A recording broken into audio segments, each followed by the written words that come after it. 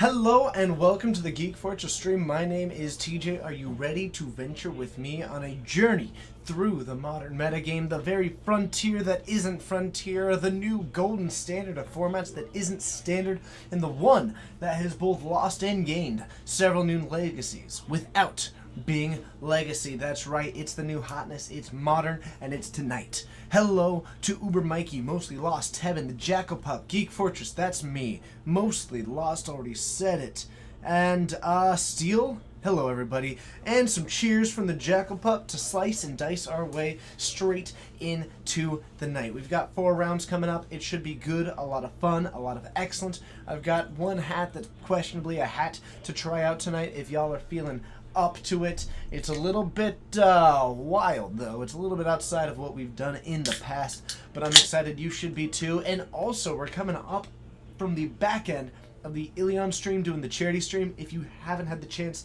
today, over the course of the next days, check out the Ilion stream. They're doing he's doing a charity stream for Doctors Without Borders. Definitely check it out.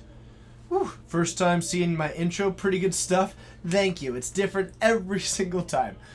Is that true? Long time intro watchers. I'm pretty sure it's at least medium different, slight variations. I don't know. I definitely haven't nailed it down. Hat stream. All right, y'all get there's 24 of you here. You all get to see this hat. Hold on. So, we could stream with this if we wanted to, but I'm not sure if we're ready for that. So I'll probably just take it off and you can let me know in the comments. So I'm still loving that one nonetheless. Should be a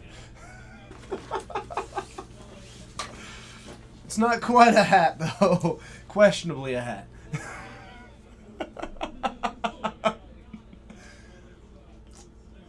Fair enough, Mostly Lost. Man, the fact that that command is always changing might be one of my favorite things. So I do love that.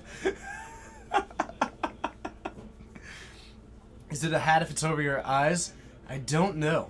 I just don't know. But round 1 should be starting soon. I do believe they have posted it, and we should be having it shortly. The players, I believe, are sitting down, and I believe that someone, probably Coleman, might be wandering their way in soon to see what we see. But I'm going to peek anyway.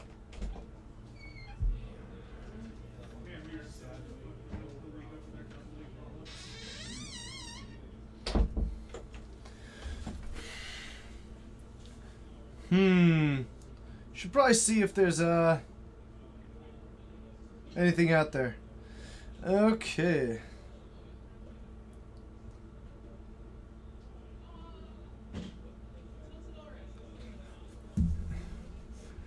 So, let's see what we can get. You actually don't care either way? It's fine. I'm fine either way. Chickens are just funny. Chickens are just funny. But Ruabhe, hello, a wild TJ appears, yes indeed. And hello to the Jackal Pup with the cheers. Modern Night, yes it is. Hello Yoshi, yes it is.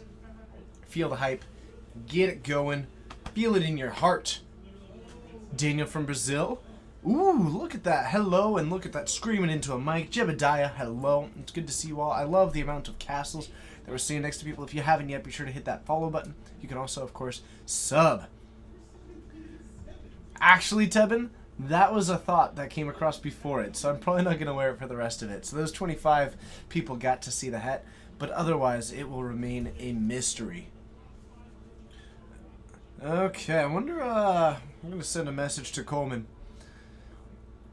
Okay. Let's see here.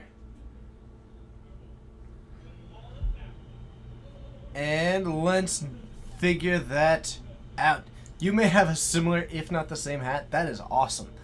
So that timer is not accurate, by the way. We will update that as we find out exactly what is happening. And we should be getting someone up soon, I imagine. Ah, hello. Yes, Rapid Sergeant. Oh, who's on? Peter on the wall. Okay. That's And I convenient. have no idea who the other guy is. Okay. Okay. His name is Steven. He's playing a deck with Serum Vision. I can work with that. All right, thank you. Apparently, the round has started. You'll figure it out.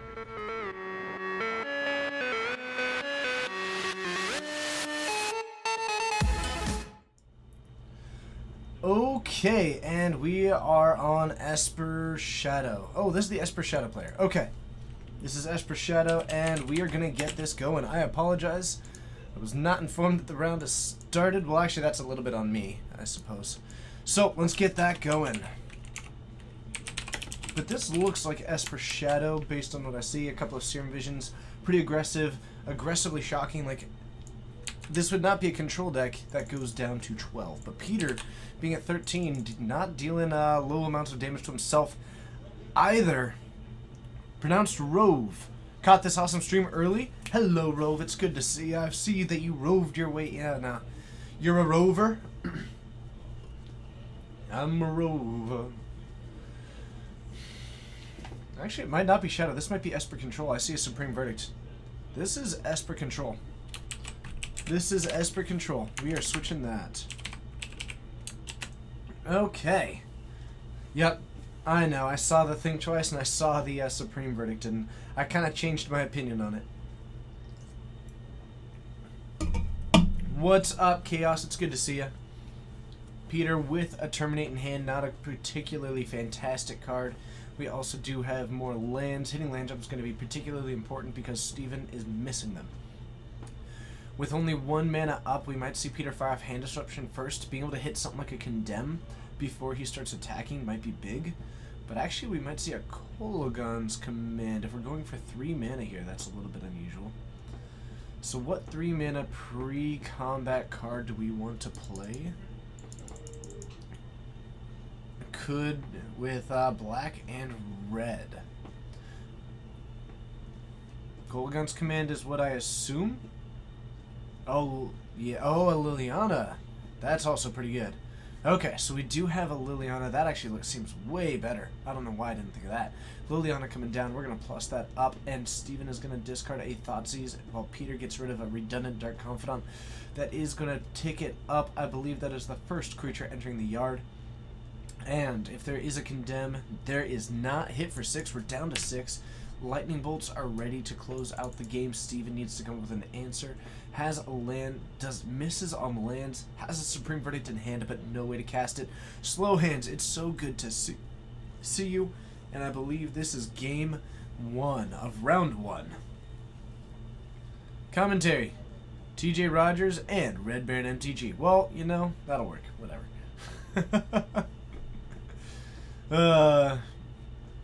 That'll work. Alright, and we're going to pick that up. Peter taking game 1 against Esper Control. Already a matchup which is somewhat favored for a deck which can apply as much hand disruption and resilient threats as Peter can. So that is going to be a pretty uphill battle for Esper Control in this one. However, something like some number of Lingering Souls, we do have a Narset. Can I join you for a few minutes? Sure. Hello to Trabas en la Costa. Hopefully I said that right. This is Texas, everybody. Hello, everybody. So, we've got Narset. Time to Reinforcement seems okay in this matchup. It mostly is just another Lingering Souls, I think. Life total may not be the big thing. Is that a Sword of Fire and Ice? Sure. I sure hope so. Sword of Fire and Ice sounds sweet. Dispels for Kolaghan's Command and Terminate? I'm not sure if I like Dispel a ton. Does it just hit Kolaghan's Command? No, it hits Terminate too. But what creature are you worried about them removing? You're on Esper Control. Yeah, you're Esper Control. Just Kolaghan's Command then, I guess. You can't stop Abrupt Decay. I like that. And it doesn't hit their Thoughtseize or Inquisition. Doesn't hit Thoughtseize, doesn't hit Inquisition, doesn't hit Liliana. I don't like it. It hits Lightning Bolt. It doesn't hit Tarmogoyf, Dark Confidant. How many Lightning Bolts does Peter run? Probably 3 to 4. It does hit Fatal Push, but again, not a relevant card. I don't know. I'm a little bit. I'm bamboozled by this. I feel like it's one of those he cites it in because it's worked for him in the past. Possible, and I mean, hitting a Kolaghan's Command. Yeah, because Kolaghan Span is always a 2-for-1. So if you can keep it down to a 1-to-1, then that's almost advantage. I would call it. It's more advantage than you had. Yeah. Hello to everybody. Hello to Turn One Noble Hierarch, and howdy Tex says Chaos. Howdy. I think that means how do you do? Is that Yes, correct? that is correct. Okay. You are not wrong there, kiddo. Ooh, look at you dropping some slang, some knowledge.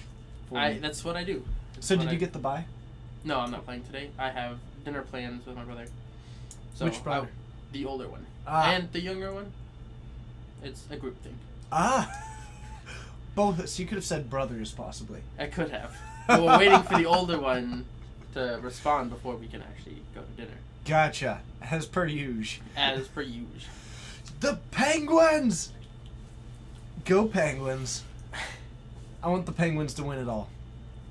Yeah. Yeah. I mean, Game 7, isn't that normally the last one in it? That is the last one. So they just took against the Capitals, which means that now they are moving towards the semifinals? And this is hockey, right? Yes. Or is it the finals? I don't think it's the finals, is it? It might be. I won't. No, it's the pretend to know. semifinals. It's the semifinals. So now the Penguins move to the semifinals. Awesome. Go Penguins. How exciting. Over the Capitals. Like, just based off the names, Penguins I want to win. Capital Governor. Governor. Dang it. I know. So you almost had it, and then you lost it. That's okay. I'll get there, kiddo. Conference finals. So I believe that is Semifinals. semifinals. Unless, of course, you actually are someone who knows hockey, then I bet it's actually a pretty clear distinction. Right. In which case, I apologize. So Peter does have at least a lightning bolt in hand. I think I see a Liliana. Did he mull down to 6? It looks like there may have been. Yeah, I think there was a mulligan. And Inquisition. Timely Path, Thoughtseize push. I think I'm taking Thoughtseize. Which means he wants to protect his hand more than anything. Well, Timely might be the only other card that Peter cares about, but if he has another hand disruption spell, then he can answer that. But the removal, 1-for-1s are kind of Peter's thing. Right. Okay, so it is going to be another one. Probably. So he drew Think Twice. Think Twice is actually somewhat of a problem. If you have another hand disruption, you maybe take out Timely followed up by Cryptic Command, or you just actually don't deploy any creatures for a bit to make the Timely reinforcements look silly. Yeah. Well, and even... yeah, that's... I would take Maybe. Push, probably. He's taking Path. I guess he kind of wants things in the graveyard? That's telling me Tarmogoyf, maybe. Yeah. Except, why would you take the Path over the Fatal Push? So, no, that may be a Huntmaster. Must be a Forces him to get a Revolt to kill it. Yeah. I unfortunately don't speak Spanish very well, except for Obrigado for joining. No push mana? Oh, was there no black mana in that entire hand? Never mind. That's pretty good. I didn't Nailed even it. think to check. Nailed it. I was like, control decks have lots of mana. Right. What? He'll probably draw with that Think Twice as soon as he can cast it. Doesn't seem to be the case. You see, Peter is untapped. I know. And Steven has got no third land drop, so the mana has just been brutal. With a Lily? Oh, because he was holding up a negate. But still, missing the third land drop and missing it again. That's actually... And And no main phase Think Twice to try and find the land drop is a little bit surprising. But we are going to... I have no idea what the card that is. do you want me to ask? They put counters on there. Oh, that's delay. That's delay. That's time counters. I don't think I've ever seen that before. He got his third land drop, but it's not Yep, a that's black decay. Or that's delay. So delay 2 mana, counter target spell. If the spell is countered this way, remove it from the game with 3 time counters on it, instead of putting it in the owner's graveyard. So now he just cast a Tarmogoyf with Suspend. Alright, and Steven just drew the CM and a mana leak. Yep. And Think Twice looks pretty good right now. At least slightly better. He just cast. Peter not going for his 4th land drop. In the classic battle of land drops, I suppose. Like getting a Tarmogoyf next turn. 3 lightning bolts. Only one red source. Oh, but he got his 4th. Eventually, you got to start firing off some of these, right? And especially with a Dark Confidant. Manually coming down. Whoa! Delay. Peter only has 3 cards in hand right now? Delay is quite fun with Wasteland Strangler, but that's only if you have one. Right. Still. Got the 4th land, so now he can... And the Black Mana Source. Yeah. Notably. We're not going to see... Oh, nope, no Cryptic Command. That would be pretty sweet, though. But, I mean, he's got push, so... Yeah. You have a 1-mana answer. Why use a 4-mana answer? Yeah. Fetch, Shock, and... But there goes the Huntmaster trigger. Or the Revolt trigger for the Huntmaster.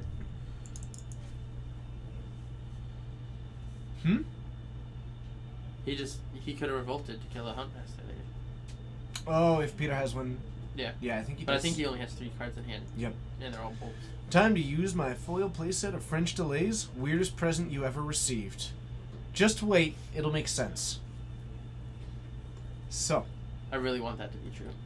I really, really want that to be true. Gents to go, it's good to see you. Steven plays down a Watery Grave tapped.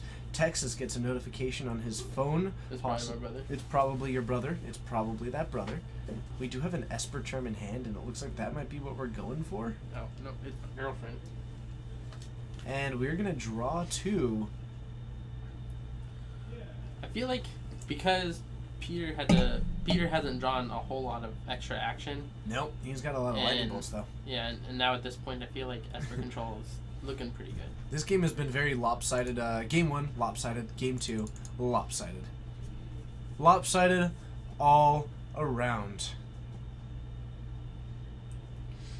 Okay.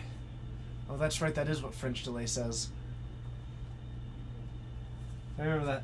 What? That's the French Delay's name. Oh, yeah? Yeah. So, Fulminator Mage comes down. Probably take out Colonnade?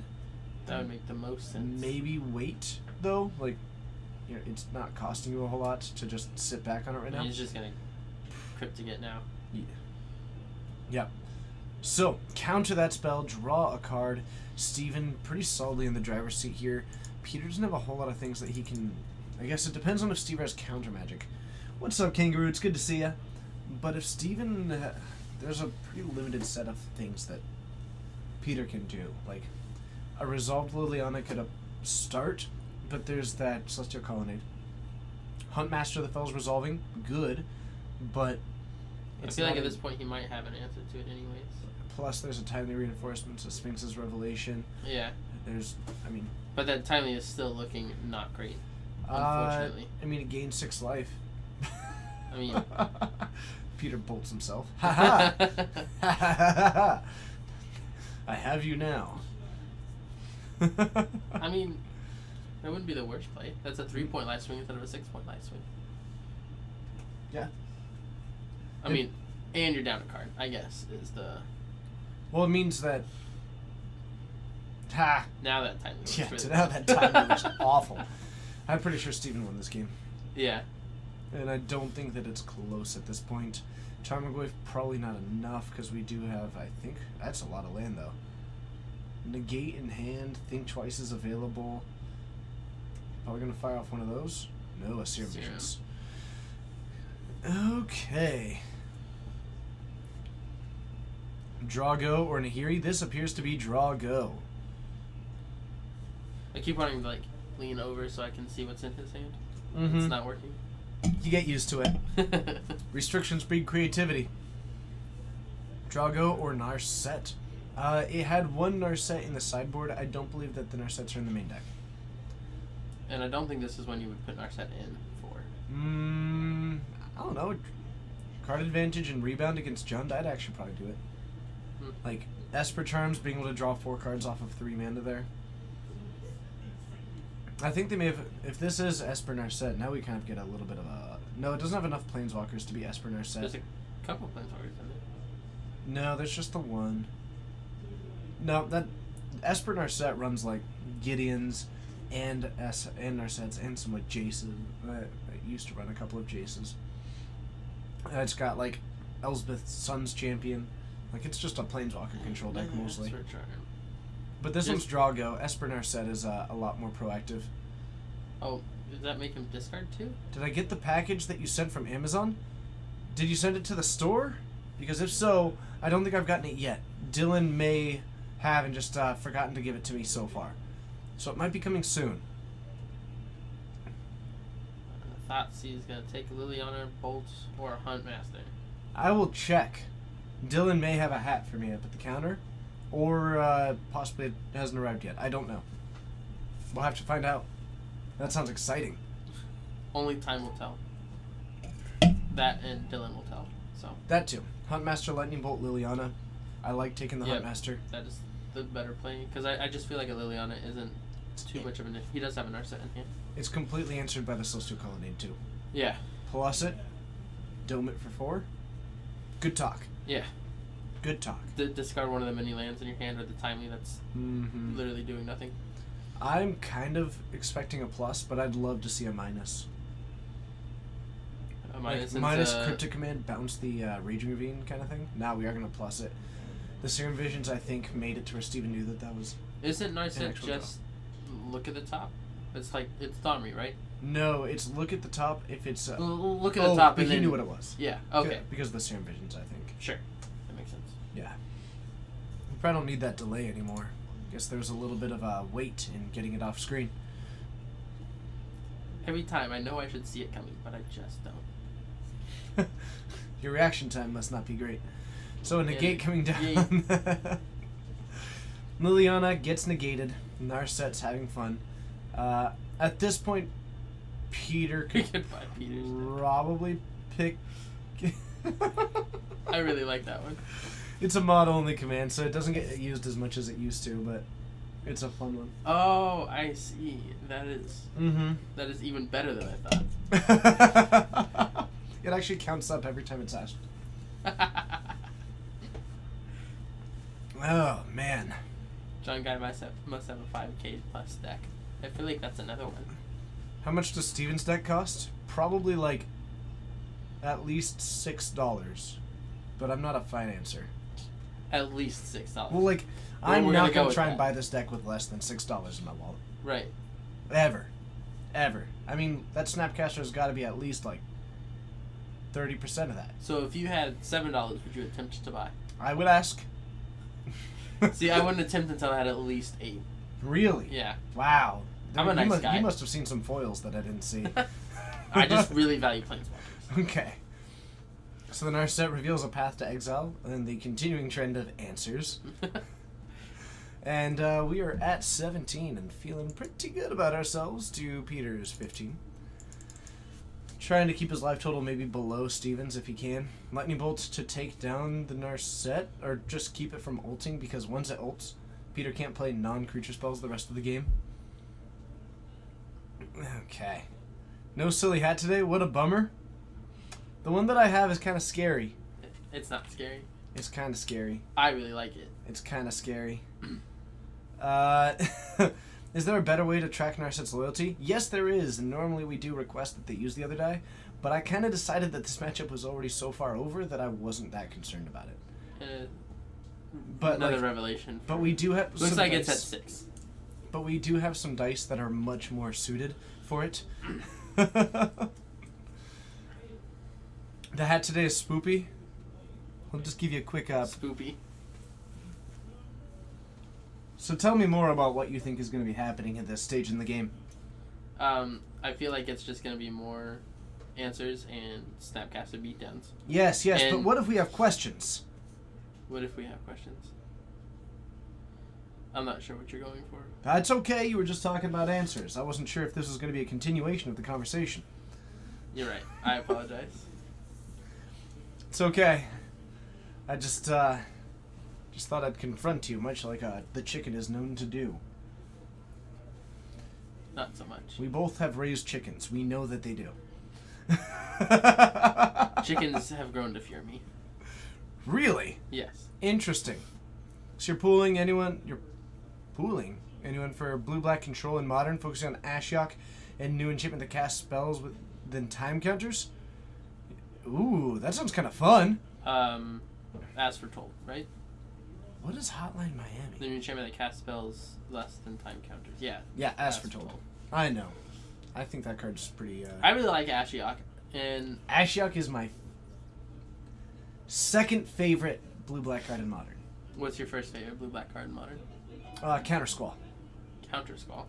Blue-black negate, they lose 2 life. Yep, it's a blue-black burn spell. So we're gonna Fatal Push that Stomping or that Raging Ravine, play down another one. Seems good. Chickens have grown to fear me. Possibly one of the greatest sentences I've ever heard. I'm just glad I'm now a quote. I like how it says potentially the state of Texas said this. I like that too. Oh, okay, so we've got more mana happening. We're gonna bounce the Cryptic Command, and Raging sorry, yes, we're gonna use the Cryptic Command to bounce Yes. the Raging Ravine. And We all know what you meant. Sure. Now it's just a matter of, can I find a way to win? Well, the answer is probably yes. Even after attacking with the Celestial Colonnade, you've got 6 mana available. It's not enough. So we're gonna attack for 7 8. mana available. We're gonna be down Because to 5. Colonnade doesn't tap. No, that is the 6. Oh no, you're right. It is way up there. No, you're right. You're right. 7 mana available. Oh my goodness. Another. Oh no, it got bounced. Yeah. The same Raging Ravine. Look at that. Just like last time, but this time. Just like last time. Okay, so Thoughtseize fires off. Thoughtseizes. Reveals a land. Peter with the final win. You know what? I don't even have anything. Your Thoughtseize is useless. Steven may have controlled that game, but Peter had the last laugh. So we're gonna see a game 3 here. That game did not go Peter's way. Oh my goodness. Whew. That was not great. Okay. Love you some Esper Control. I'm glad that you like Esper Control. Hello to everybody who is joining. My name's TJ. I'm Texas. And we're streaming out of Geek Fortress in Snohomish, Washington. We've got some Modern action for you tonight. If you haven't yet, be sure to hit that follow button and join us more in the future every Wednesday, Friday, and Saturday. You can also, of course, subscribe if you want to show some of that extra love. We do love it. We appreciate it. And it is just kind of nice. And it lets us do what we do. Any mill tonight? Don't know, honestly. I don't think so. There's always a decent chance. There's 2 players I know who play Mill, and neither of them are here today. So unless a random third party is playing Mill, there's no Mill tonight. Third-party mill decks are always interesting, though. They always have that Wildcat Turbo button that, like, you just don't try setting to, like, spam things, but then it's actually slower than you can actually do. Right. And you end up finding it pretty disappointing. Very disappointing. Man, third-party controllers. What decks do we play? I play You've got the right username to ask me. Mono Bolts is what TJ plays. Literally. All the bolts. Straight up. You can blame it all on me. In Modern, I play Bushwhacker Zoo, which, in my opinion, is the most superior deck in the format. How scientific is that opinion? I don't believe much in science, so Oh, Texas. at least 12%. Oh, Texas. Any Lantern? Possibly. I know that. I think I saw. Did I see? No, I saw Hero of Time in the chat. There's always a chance. Trubus and Lacosta. Thank you so much for that follow. It's a pleasure having you here. Look at those cheers from the Jackal-Pup. 1 cheer, 1 cheer, 1 cheer. Somebody wants to see bolts. I do too. Unfortunately, it's I don't think anyone's playing Burn today. How much do you hate Chalice as a zoo player? It doesn't affect me. I kill them before most people play it. I know it's a thing played on turn 2, but it doesn't matter to me. Because they play it on turn 2, then it's only set to 1, and then I can cast the other half of my deck. I was gonna say it's like Chalice is good against you, but it doesn't stop like Burning Tree, Bushwhacker. Exactly. Yeah. How's my legs? Actually, my legs are incredible. They haven't been sore at all today. Why would your legs be so? I bought a desk cycle for when I'm streaming at home, so I biked for 4 hours last night Wow. while I was streaming. Right on. So anytime that I'm at my desk, I will be streaming going forward. The No, best sorry. part- Anytime that I'm at my desk, I'll be cycling, and most of the time when I'm at my desk, I'll be streaming. I don't know of any one specific card that Anger's I haven't pretty not learned. bad. Right, but it's another one of those, like, if they do draw it, I'm always in a good position, Fatal Push is pretty good. and I've learned to play around decks that play Anger. So then what do you lose to? Misplays. That's it? All right. I'm going with it. I'm being cocky tonight because I can. I want a GPT. All right. All right. Bridge is pretty terrible. I will admit that. But But, so, my strategy against, like, Anger or Bridge or Chalice is to kill them before they draw it. That is my game plan. Same thing with Bantel Drazi. I'm not a fan of the matchup. Thank you, Jackal, for the cheers. So Serum Visions from Steven. I'm pretty sure Thought Not Seer is pretty bad for you. Yes. Turn 2 Thought Not Seer is It's pretty terrible. So again, my play is to kill them before that happens. Gotcha. Okay. And if I don't, then I lose the match. That makes sense. Right. That makes sense. We're gonna try killing them, and if we don't, then it's probably not gonna work. That makes sense. If by turn 5 I'm not in a commanding lead, I usually just goop because I'm not gonna win. Has anyone lived? Actually, yes, we did have someone do that back in Standard. Yes, I remember that. We did. I was sitting next to it, and it was great. Yeah, it was actually pretty sweet. Okay. I think it was turn 3, though. It's not turn 2, right? Whatever. Timely reinforcements coming on down, and we look like we're going to be gaining some life out of this. So we've got 3 of these coming down, and those dice. Hey, Coleman, if you're out there and listening, if you could move those dice to the X's, or if you could kindly ask them to suggest it. Otherwise, I'm not going to worry about it too much. So we're going to be gaining 6 life, and I believe we are going to use tiny dice for it too. Would you like to go help them with the larger dice that are in the box right next to them? Thank you. Oh, that's right. It's the turn 1 elf. That's right. They had 1 mana elves in that Standard. Okay. So.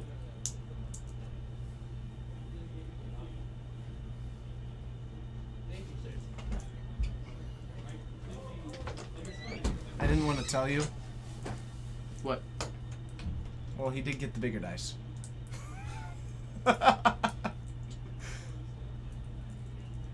Okay. He's taking damage. He's taking damage.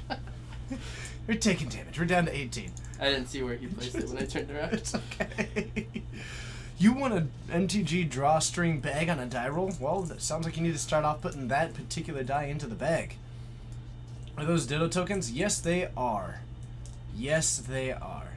But to my knowledge, I don't think we've had Steven on camera before, and so I don't want to introduce him to it by immediately just, telling him, you gotta use the tokens. Gotta use the big dice.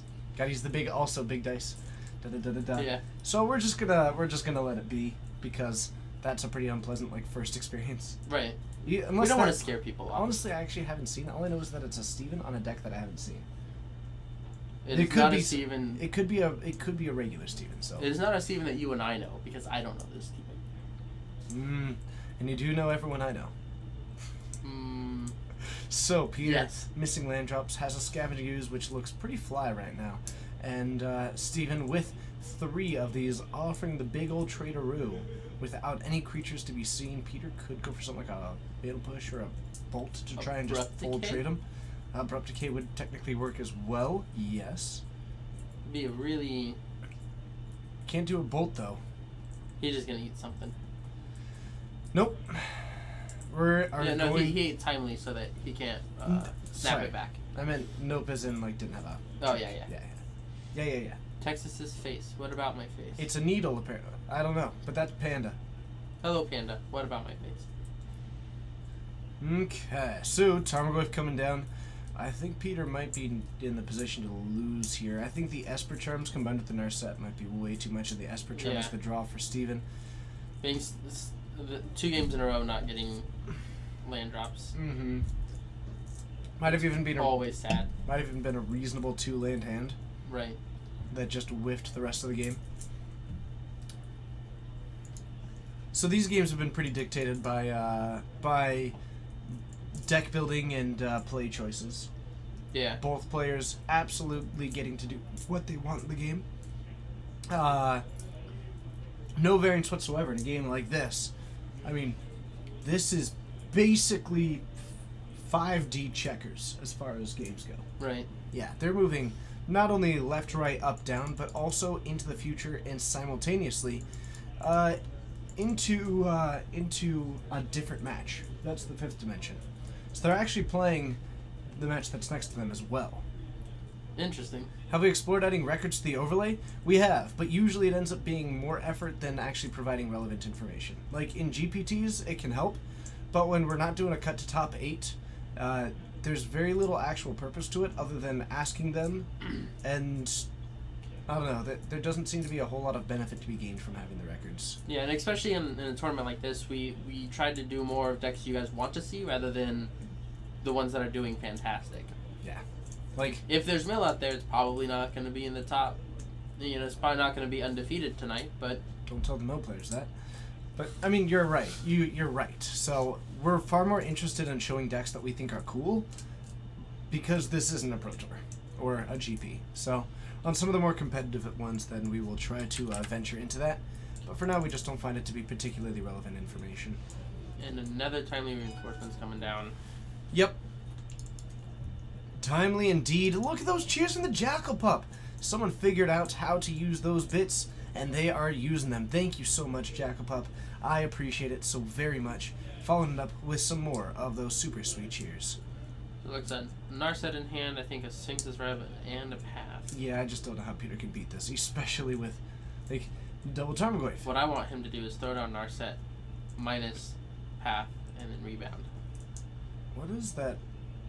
I don't know what the fourth card is. That looks like almost the angel that makes birds. The angel? The landfall angel that makes birds. Interesting. It looks like the Emiria angel, actually. You just got here, what are those Pokemon cards? Those are 1/1 soldiers from Timely Reinforcements. So he is just going to plus Narset. Hey, what's up, Dan Bobes? It's good to see you. How you doing? How are you doing? Dan, you're such a legend. Thanks for being who you are. No, seriously, Dan Bobes is the creator of MTG Bot. Oh, yeah? Yeah. Like, actual legend. Right on. Dan Bobes is the reason why every Magic stream is probably 300% better than it could be. It is really helpful. Is there a need for foil Goyfs? Mono Bolts, thank you so much for the follow. Where's the Bit Cup? We don't really have one on here. I have a Bit Cup. I'm trying out the Bit Cup on my personal stream. I just turned it on. What's up, to be named? How's it going? But we don't really have it on here because it like we have everything else taking up so much space that we don't really have room for a Bit Cup on here.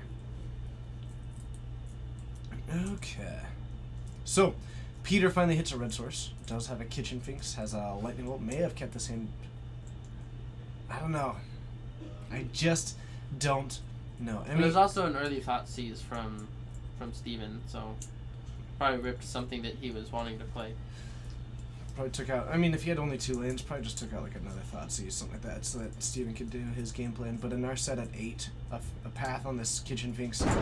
Peter maybe at 18, but this game's pretty much done again. V Farden, hello, it's good to see ya. Yeah, and the Supreme Verdict taking up the two voice in one fell swoop is. Brung Brung, that's more his business than ours. So, Narset up to 9s, trying to draw more cards, but eventually that ult shuts down basically Peter's entire deck. Yeah. Like, it shuts down all the parts that Peter can't handle. The Jackal Pup with 50 bits showing up in a lump sum, just like when you, I don't know, go to the bank with like a lotto ticket and you win. Is that where you take lottery tickets? I should probably, I don't know. You don't take them to the bank. You take them to whatever facility supports the lottery. Huh, but that information you can take to the bank. Yes. Wonderful. In one lump sum. Wonderful. Peter can beat the unbeatable Tron match, but not the Esper Control match. Surprisingly, Esper Control is kind of like this particular versions running Esper Charm and Narset are actually not that great for Peter.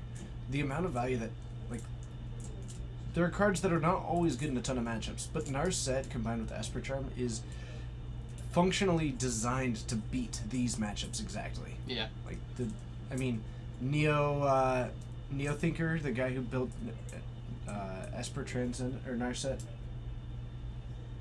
Esper Transcendent, the Esper control deck. Yeah. Is Narset the only walker here? Yes. This is not Esper Transcendent. As Sphinx's Revelation, this is Drago. For 5. And now your bits are gone. Well, thank you so much, the Jackal Pup. I hope you had fun using them. Maybe you inspired someone else to help donate to this pretty cool stream that we have. He's at 23. Yep. Casting timing reinforcements is pretty good. Twice. 3 times, actually, I think. It's just twice. Oh, it's just twice? Okay, good. Yeah, he cast the first one, Scoos ate it to get out of the yard, and then he cast the second one. Oh, Magic Cards! What's up? How you doing? How's it going? Friend Neo Thinker, yep. Hey, what's up? Oh, Duck Sauce, it's good to see you. Welcome. I look forward to seeing you more in the future, both in my personal stream, which I'll be streaming at a lot and cycling a lot, and here, where my legs are already wondering where my cycle is. Yes, they are. Very much so. I need to get one here, too. Yeah, I mean, how much could people notice that you were cycling while you were streaming? Like, 0. Yeah, I feel like that's perfect. Except I told them, because Well, my stream title was super clever. I said burning foes and calories. Oh, somebody asked how much the deck was. Is that a foil Lily? The entire deck is foil. Every card in Peter's deck is foil. 100%. How much was the cycle? That one was $160 on Amazon. Go to Amazon, type in desk cycle, it'll be the first link. So I have an actual stand-up cycle. No, that won't work. No, I know, but maybe it's not put together. So maybe we could rig it so you don't have to buy another one or transport one every time you want to use it here. That makes sense. Because I'm not going to be using it.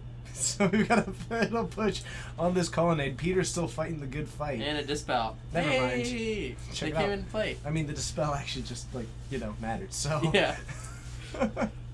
Does he keep that deck in a locked suitcase, which is handcuffed? No, he keeps it in a $4 deck box. It's not even double-sleeved. He keeps it in a $4 deck box with a silicone packet. It's great. It's amazing! Oh, man. Oh, goodness. Goodness gracious. Oh, did Colonnade go for Lily last turn? Yeah. The Colonnade took it down. The Narset's amazing. The Scavenging Ooze is medium. When do I stream? I will be streaming every chance that I get. I don't have a schedule for my home stream because I already have,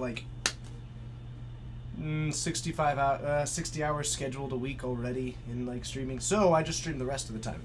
So I'm probably going to stream tomorrow night. I'll be streaming here on Friday night. I'll be streaming a Legacy GPT Saturday afternoon into Modern that evening. Sunday is Mother's Day, so I probably won't be streaming then. But then Monday night I'll probably be streaming. Tuesday night I'll probably be streaming. Wednesday I'll be here. Thursday I might stream for a couple of hours after a night meeting. Basically, if I can, I will be. Twitch.tv/RedBaronMTG. Tell your friends. Don't tell them. It's a secret. But they should be included because they're your friends. So tell them, but tell them it's a secret. Because that's a surefire way to get them to tell someone else. That's fair. That's why I tell people things. Yep. So, Manly coming on down here. TJ working overtime? Not just working. Working. Work it out.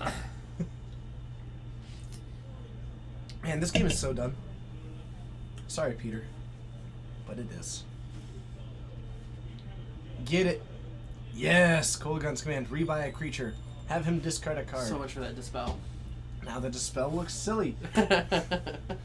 Oh my goodness. Sideboard cards are only good when you draw them. Hey, how about you order me some food on stream? There's probably a pizza place near my place that delivers, right? Yes, there is, though I'm unsure about giving out my address. I don't know. I'm open to the idea, I think. I need to think about it some more. Not sure if I want to give out my address. If it makes you feel better, people do it all the time online. I know, but not sure if I want to. Okay. Give me your address. So the Kolaghan's command ends up okay.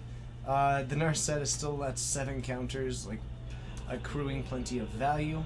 We have got the rebound for if we end up drawing into any draw engines, like Think Twice. Rebounding a Think Twice, great, because then you just cast it, draw a card, cast it next upkeep, draw a card, flash it back, draw another card.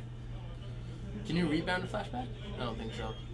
Because upon resolution it gets exiled. But No, yeah, they're both upon exiled. rebound, it gets exiled. Rebound actually exiles it until the next upkeep, so it would be exiled, but it's already exiled by the flashback to cast it, so it does not work there. Okay, now that's a good idea, Dino Ari. Thank you. I didn't realize that was the case. I felt like there should have been, and I wasn't like.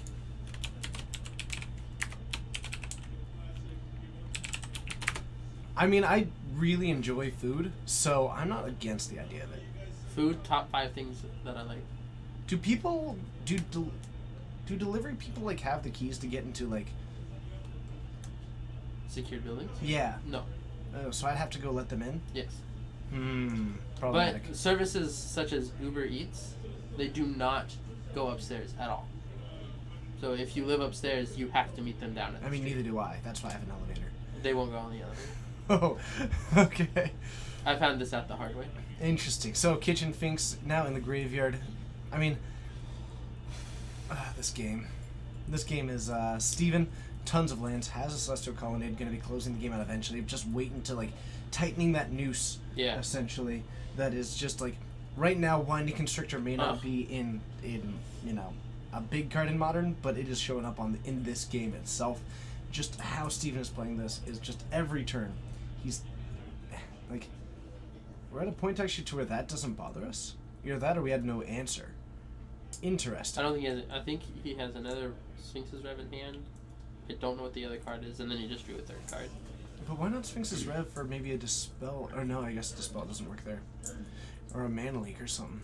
I don't know. I'm perplexed by that. Maybe just decided. He only had 5 lands open. True, and then our set was pretty close to Dunzo. Yeah, so even revving for just to draw the 1 card would not net you anything because you couldn't cast anything that could count it. A Thoughtseize and a Sphinx's Revelation, I think, is in hand. Yep, passing it back, and we're gonna draw 6 cards. Yep, that's pretty good. So we're up to 29, and we're gonna refill our hand completely. Wow. I mean, I've seen better plays. And by Dark Depths, you have like 3 months until they spike in price. Oh, that's funny. Okay, that is a handful of cards, and most of them are probably going to be winning this game. Sure, let's take a look. Got it. Thoughtseize and Inquisition, but got him down to 27 in the process.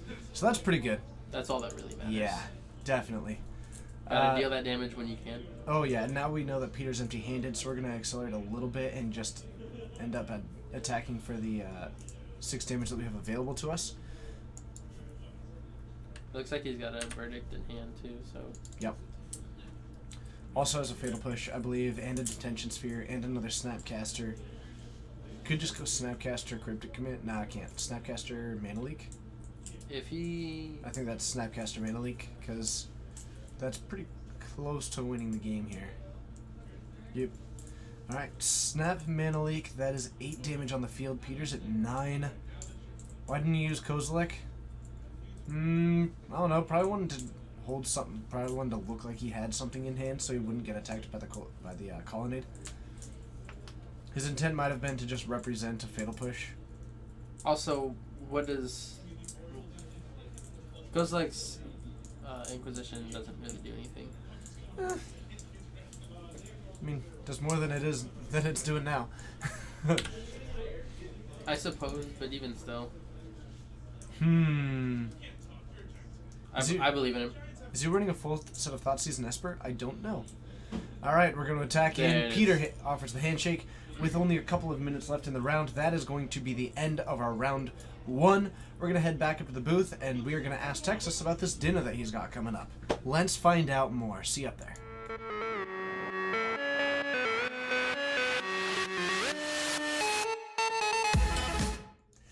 Hello and welcome to Geek Fortress Stream. My name's TJ. I'm Texas. And we're streaming out of Geek Fortress in Snohomish, Washington. Now, let's dish. Tell me more about this dinner that you've got coming up. So we're going to Outback Really? because cheese fries are the best. I thought there were more buildings up back. There are. Interesting. That's where the food is. Food buildings. In the Outback food buildings. Oh, tell me more about it. Are you excited? Is I there a am dish very that you're excited. thinking about particularly? Yes. What? The cheese fries. It's the only reason to go to Outback. Have you ever had Outback? I cheese have fries? not. I've never even had Outback, to my knowledge. Okay. One day I will take you to Outback. My Will you treat. pay? I'm going to I- Outback. I have to. You haven't had cheese fries. I don't think I've had cheese fries. Is it kind of like poutine? Because I did not like that. I'm gonna go with no. 'Cause Cool. I've never had poutine. Okay, well, you should have it at a good place, not where I had it. Where did you have it at? Fat Burger? I feel like that's where you went wrong. That's what I've been told since. That's what I've been told since. What's up, Level Up Inc? How you doing? How didn't I like poutine? Because it was awful. Because it was from Fat Burger. I need to try good poutine, apparently. I was led to believe that it was like the French fries of Canada. I ordered it where I would order French fries, right? And that was a mistake. So I started off wrong. So next time that I'm up there, next February when I'm up in Vancouver again, I will try good poutine. Okay. I don't know if I can bring myself to have poutine. What? I don't know if I can bring myself to have poutine. It's just it's something that just sounds like I wouldn't like it. There's restaurants here that do 100 types of poutine. How? It's not I a... don't know. It- I'm not even sure what poutine is. It's French fries with gravy and cheese curds. Oh, I will not eat that because I do not like cheese curds or gravy. My goodness. Texas, the man, the legend, the state. Here on Geek Fortress. Was it brown gravy? It was. Real cheese curds? I don't know. That's my first time with cheese curds. Probably not, just because it's from Fat Burger. True, but I've never had cheese curds previously. That's fair. So I can't honestly define them, but I found them unpleasant. I think I would have preferred shredded cheese. Right, and that's what the cheese fries at Outback are. It's just fries with like 3 different types of cheese and bacon. That sounds great. It's fantastic. I like all 3 of those things. See, it's because like Outback is good food. It's not bad, but you can get that kind of food almost anywhere. The reason you go to Outback is for the cheese fries. Interesting. Today I've learned. Okay. Brother Paul Crane, I bet it was the Tybalt deck, in which case it is better than yours. And that's pretty much how the story goes. A red-green scred? You want to try red, green, modern Scred? A lot of people want to try multicolor Scred decks, and then they always decide, I shouldn't have done that. That's fair. Because you have to, basically, you stop running Snowlands unless you're going to run some terrible duels. So you tell me for a Snowland card and put that in the battlefield tapped? Why would you play that? That's like making your mana worse so that you can fix it. For what? I missed it. It's like for Into the North. Oh.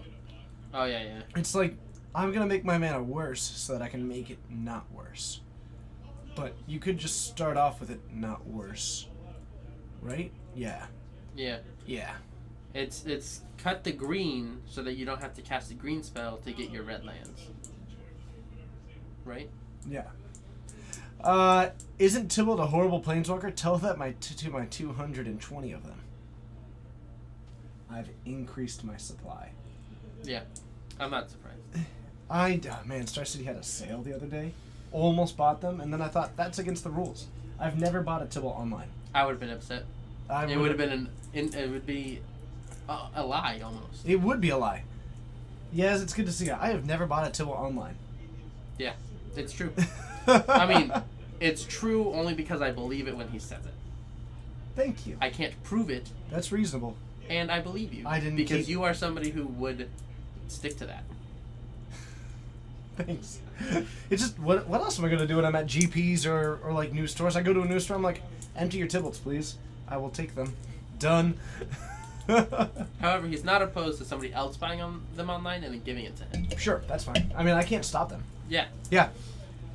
I tried for his birthday. If I were rich, I would have bought every single Tybalt from all the big stores. Uh-huh. I calculated it, put it into my cart, and it was roughly $600 worth of Tybalts. That's about how many Tybalts I have now. Yeah. Wow, that's a lot. That's a lot of Tybalts. Thanks for even thinking about it. Can I sell you a Tybalt? No. I need them. You're online. Yeah. Okay. And in fairness, you would... Rove says, in all fairness, you would like to see a 3-color deck with Skred. I don't want to see a 3-color deck with Skred. Like, the reason why Skred is good is because it has Snowlands. But if you're going to have multicolored mana, then you need to run fetches. And if you're running fetches and then you play a Blood Moon, then you no longer have snow mana. Farthest I've ever traveled without sleeping. I don't... Oh, never mind. It's Donovan. What's up, Donovan? How you doing? Anytime that it's my name and then, like, some weird statement behind it, it's Donovan trying to troll me. Okay. So what happened when you monopolize the market and someone breaks this card? I don't know. I guess it'll be somehow better than it is already. I mean, the card is already clearly playable. It's played once a week on Todd's stream. Yeah. There's Tybalt Tuesday for a reason, because he needs to win one day of the week. Everybody needs one day of the week. Everyone needs one day of the week that they can win. I think the next round was just... I believe the next round has been announced. So we are going to be heading into that one. Thanks everybody for sitting with us through that, and let's get some more Magic going.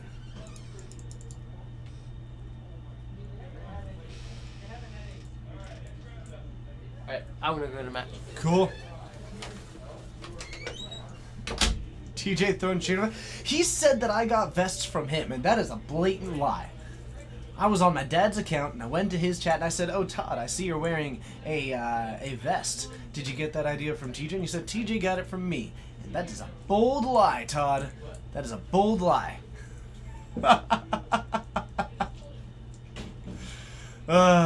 Didn't he lose 11 in a row? Yeah, but that had nothing to do with Tybalt. He won Tybalt games, then he lost with other stuff. Oh, man.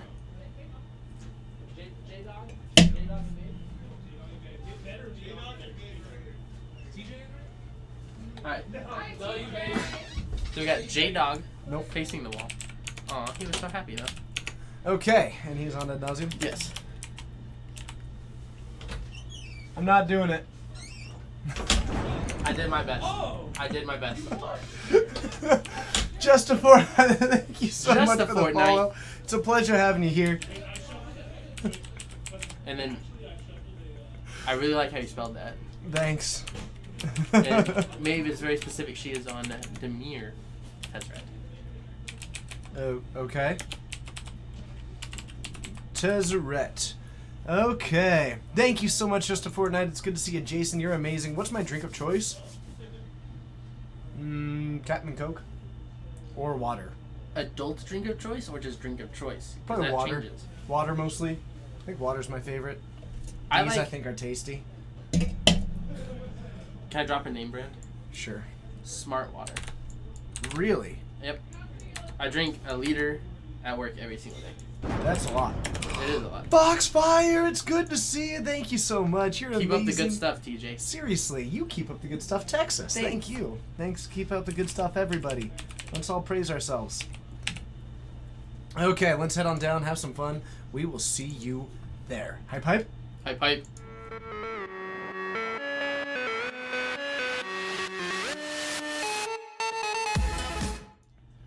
Okay, so Maeve is going to kick things right off with the Todd tokens. Todd She tokens. very much insisted that these would be on stream. So, we'll see. Are they just going to exist there during the game? Whatever. This whole stream is just completely devolving. It is. Every player on the field is just completely devolving the rules. It's okay. When the game starts, I'll ask her to move them until they actually matter. Until then, do we have any devoted druids being cast tonight? Yes. Coleman's in the store. So Coleman is playing Devoted Druid. he's testing it. He's not thrilled with it, but he's testing it. Maeve. Please move them till they matter.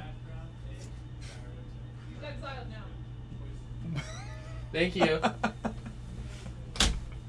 Gotcha. Hope I'm having a good night. I'm having a great night. All right, now we're hoping to get some Thopter sword combo.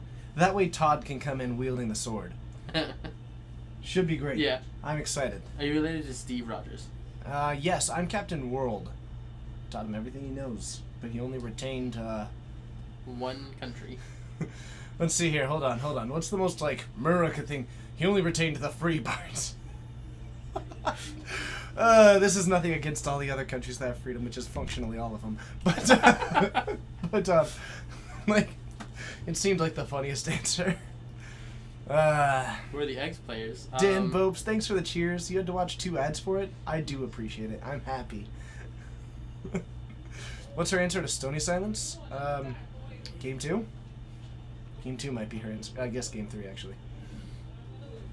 John's answer? Or Maeve's answer? If it helps, John is unlikely to be running Stony Silence, so that's probably going to be good.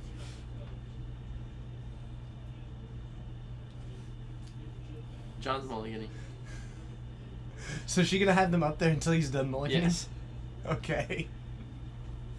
Oh, man. This is Maeve we're dealing with, so...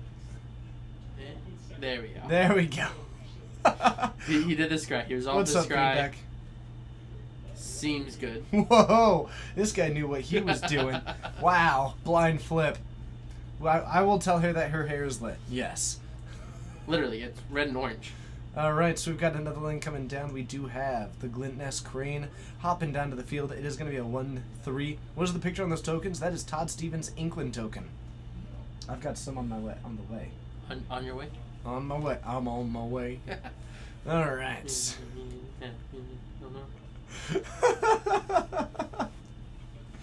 Oh, goodness.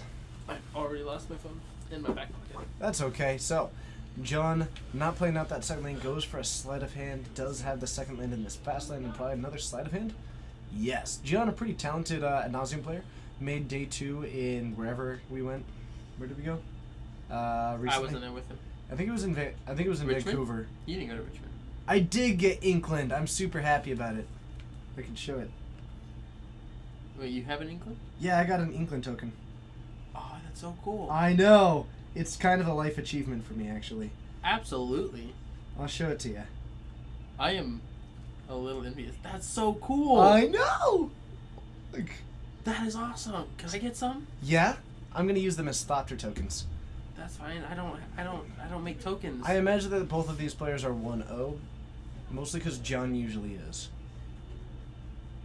Yeah. Do you know where they were on the screen? I do not. Okay, so we'll assume. All I 1-0. did is I walked out there to find it, and Maeve said that she was going on camera. So. Yep. So we've got an attack for 2, and we're gonna go down to 17. You went to 16. I did go to 16. Please. I got you. Okay. Why does John's deck look like it's 9 feet tall? It's tall. So an ensnaring bridge is out on the battlefield. I dig that. Is that my bridge? I think that's my ensnaring bridge. Game. Feeling ad nauseum with an Angel's Grace. So John wins on the spot. Yep. Hooray! Maeve doesn't do a whole lot, but she is going to Executioner's Capsule John. Now, it seems like a pretty bold choice because he is not a permanent, but that's just the inevitability of life, as you know. Yeah. That got dark. On the bright side, John is here now, and we like John a lot. John, you're great. Or J-Dog? J-Dog. J-Dog, as he likes to be called Apparently. sometimes. From time to time. So Ad Nauseam, the combo deck, actually one of the, not even the best combo deck in Modern, but according to the numbers right now. Right now, Blue Red Storm putting up some better numbers. Oh yeah. That's good. Yep. I can handle Blue Red Storm a lot better than I can handle Ad nauseam. Okay. You always want to get Nashira, another artist. I'll do that. I need to get in touch with them. Okay. I don't know. I really like Wrecking John. I think I did say that. I feel like that may have been B. I don't know. You don't play Modern? What just happened? Okay, so Maeve was doing her thing. But it didn't matter because John played a 2-card combination, which is Angel's Grace. Angel's Grace is a 1 mana instant with split second that says you can't lose the game this turn, and your opponent can't win. And if your life total would be reduced less than 0, it is reduced to 1 instead. If damage would reduce your life total to less than 1, it reduces it to 1 instead. Now, he then played a card called Ad Nauseam, which is 5 mana. Instant. It says reveal, and then you reveal cards from the top of your library for as many times as you want, but you lose life equal to the converted mana cost each time. But you just draw your entire deck because you can no longer lose the game this turn. So you draw everything. Then, what John had to do was exile 3 Simian Spirit Guides, each producing a red mana to do so. You can exile them from your hand to create a red mana. So he'll do that and then cast a card called Lightning Storm. This is an instant red colorless and is the only instant with an instant or with a activated ability that says that it deals X damage plus 3, I believe, to target creature or player, where X is the number of charge counters, and anyone can discard a land to put 2 charge counters on it, and when they do, they get to redirect it. Todd Stevens is auto-hosting us for 8 viewers. Thanks to those 8 people who left the Todd stream on. Good having you. Pithing Needle from the sideboard. Pithing Needle naming Lightning Storm is surprisingly cool. That's true. Yes, you can actually name Lightning Storm because you can and be effective. That's the important part. Because you can, well, kind of. The tricky part is that it actually forces them to just go a little bit slower. Right. Because what they need to do is then just use Echoing Truth. The problem is that we put 2 trolls on camera. Yeah. They're Maeve just building starts off of each at other. 60 life. They're just building off of each other. Well, that they can play Laboratory Maniac or they can play Echoing Truth. Like, both are very viable options. So John has outs to that line, but it does a lot to potentially slow it down. Yeah. Maybe a Spell Skite and a removal spell backup would be okay. Okay. And then for the person in chat who doesn't play Modern, Maeve is also playing another combo deck. Control deck. Control with a combo win? I wouldn't even call it... kind of, sure. Sure. Okay, I don't so know. Maeve is not playing a combo deck. Well, like, Thopter Sword is, like, a combo, but it's not, like, to the same level of Scape Shift of, like, you cast it and win. It's, like, it's just... You have a control deck, but how you put yourself into the late game is with, like, the value engine of 1 mana becomes... That's fair. 1/1 and a life. So it's, like... It's a remarkably fair combo. Yes, she does have Correctly Ironworks because it creates infinite Thopters. So actually, I guess that one does make it, because then she sacrifices a Thopter to make 2 mana, make 2 Thopters, sacrifice one of those, make another 2. So it's infinite mana, infinite Thopters. Yep. Which, from what I hear, is really good. It is not bad. And she dug and found the sword. Okay, it's a good start. We can suit that up onto the Crane. 2 mana here. Tapped using the Urborg. Yep. Tapped the Flooded Strand for a mana. That's kind of cool. And John does have black mana available and is going to go for a trick shot there. Casting a Serum Visions. Nice, a lot of style there. Is Dimir the new meta? No. So, Ad Nauseam doesn't beat like 50 plus life. Hold on. They run like 24 lands. They can go 24 to 25. They can go off like 5 of them. That's like 20. That's like 40 plus the initial 3. So they can't really beat like 50 life. What is John at? 17? But then they kind of do because of the Laboratory Maniac. So then you just actually have to do that. So then you just, like, you force John to go Laboratory Maniac, so hopefully you have a removal spell. But Maeve does drop the Thopter Sword. So now we do have the capacity She has her engine. Yes. And probably some Todds are going to be joining us on the battlefield. Yep. 3 Todds to be exact. So now, pretty much every turn she's going to be paying however mana she has at the end of John's turn to create a 1/1 token. Yep. Thopter Foundry says, pay 1, sacrifice a non-token artifact to create a 1/1 blue Thopter with flying. Sword of the Meek says that whenever a 1/1 enters the battlefield, from you can put it from your graveyard to the battlefield attached to that creature. Well, you just sacrifice the Sword of the Meek. It goes to the graveyard, sees the 1/1 come in. Boom, move it on over. We're going to attack for 5 here. As well as when she sacrifices the sword to the Thopter Foundry, she gains 1 life. Correct. So it's life gain, creature generation, for as many mana as you have.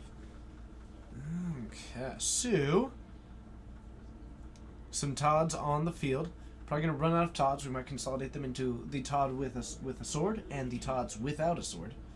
Or John. Says he can't win, is what I'm assuming. John is going to pick him up. That must be a lot of damage that was hold on. How much was coming in? 5? 5 there, and then would put him down to 12, and then next turn it'd be Put some down to 2. 5 more. So yeah, put him down to 2. Oh, John won. So John scooped and took the game.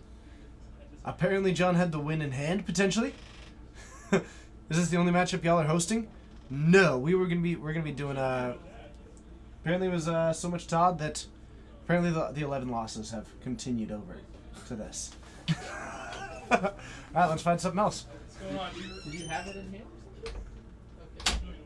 Okay. Huh. Not entirely. I think John may have just had the win in hand.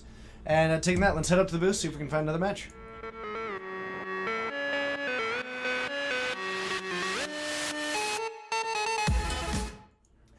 Hello everybody, thank you so much for joining. My name's TJ Texas out there in the field, and we are going to try and find another match to put on camera. We'll see what we can do. No Eldrazi decks, there might be some in the field. I don't know, we've got plenty of players and we've only done 2 rounds, so we've seen 4 of the decks in the room. That's the problem with Todd's legendary status. But Todd's great. Todd's a lot of fun. Another member of the Rogues Gallery. It's fun talking to him when I can. It was fun hanging out with him when I got the chance to. Just good times all around. Okay. This deck doesn't seem optimized for assuming the beatdown roll. You are correct. What song clap did we use for our transition? Is it from a song? Is there a full link anywhere? That is from a song called Necozilla by someone called Different Heaven. It's a non-copyrighted song, and that's a different version that they created. But the original sounds different. I kind of prefer the original, though. So look up Necozilla, Nekozilla, by Different Heaven. Did you miss Burn? Not yet. Do we have any Living End decks out there? No. No. And I'm continually convinced that Living End is quietly one of the better decks in Modern. No. I think Living End is completely poised to crush a tournament. The deck's great right now. I am convinced of it, but no one in here is playing it. I'm trying to convince some people to put it together. I might put it together online too. That'd be fun to watch. Yeah. I am very much. Is it very easy to play online? I feel like it's a little bit. Cycling is medium. I don't know. It's probably not bad. I don't know. I haven't done it. Me neither. Whatever. I haven't played it. Only one way to find out. Now we have to. We do have another match. Coleman on the wall against Arthur facing the wall. Okay. Dredge might be its only bad matchup, which is fixable with like ley lines. Okay. Yeah, that's true. I mean, no, Blue-White Control is a bad matchup in the top tier. It's like Dredge and Blue-White Control. Dredge is pretty winnable, and Blue-White Control is actually kind of a problem. But you can just try and go full meter mage value engine. I don't know. Okay, so Grixis Arthur's Delver. on Grixis Delver. Coleman is on Albzon Company. And Grixis is up 1 game, and they're going into game 2. How did Grixis... Interesting. I'd be curious to see how that happened. I feel like Coleman's favored in this matchup. Maybe I'm wrong. Maybe the matchup has shifted a little bit. Couldn't tell you, but let's head on down and find out for ourselves. See you there.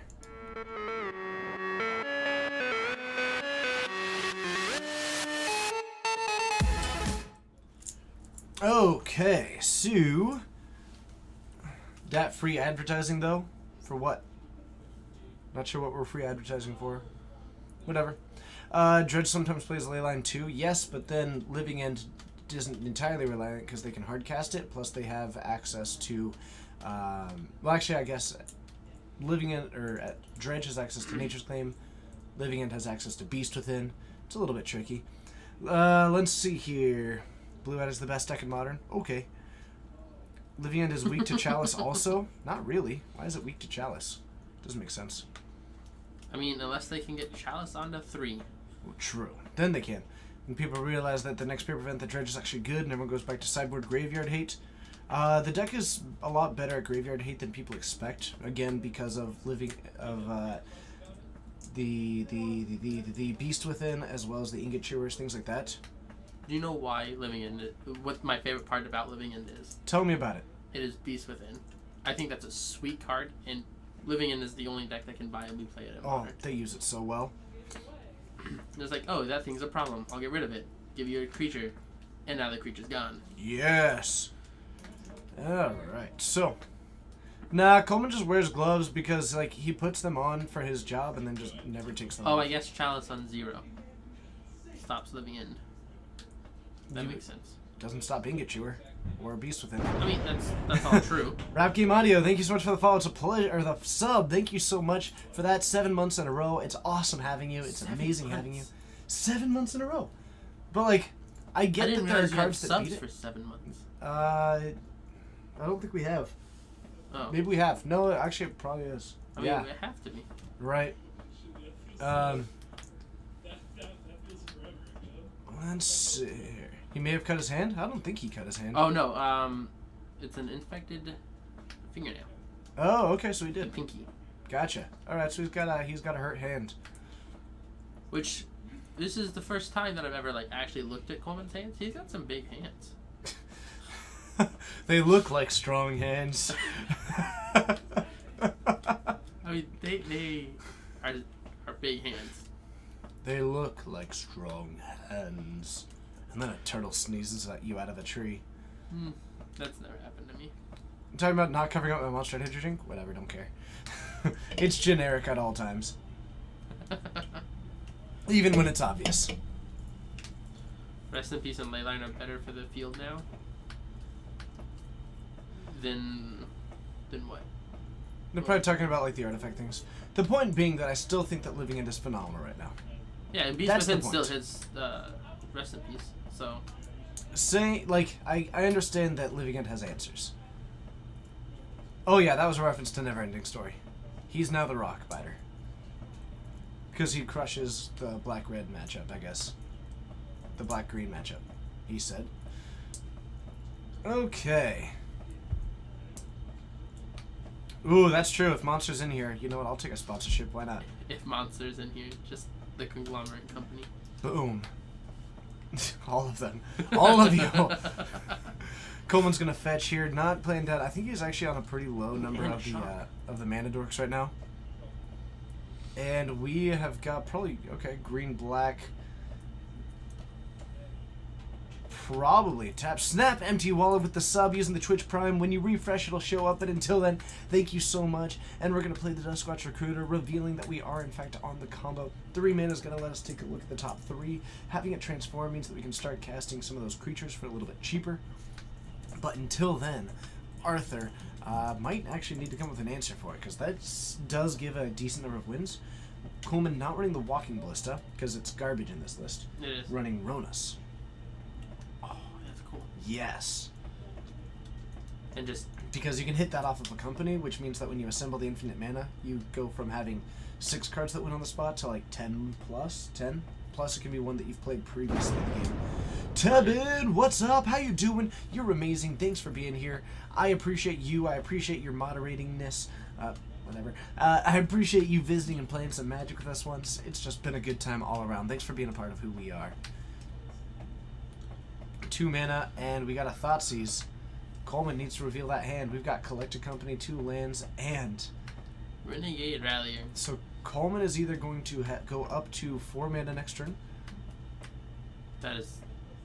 So probably doesn't have hand disruption anymore, because that was not the play that was going to happen next turn.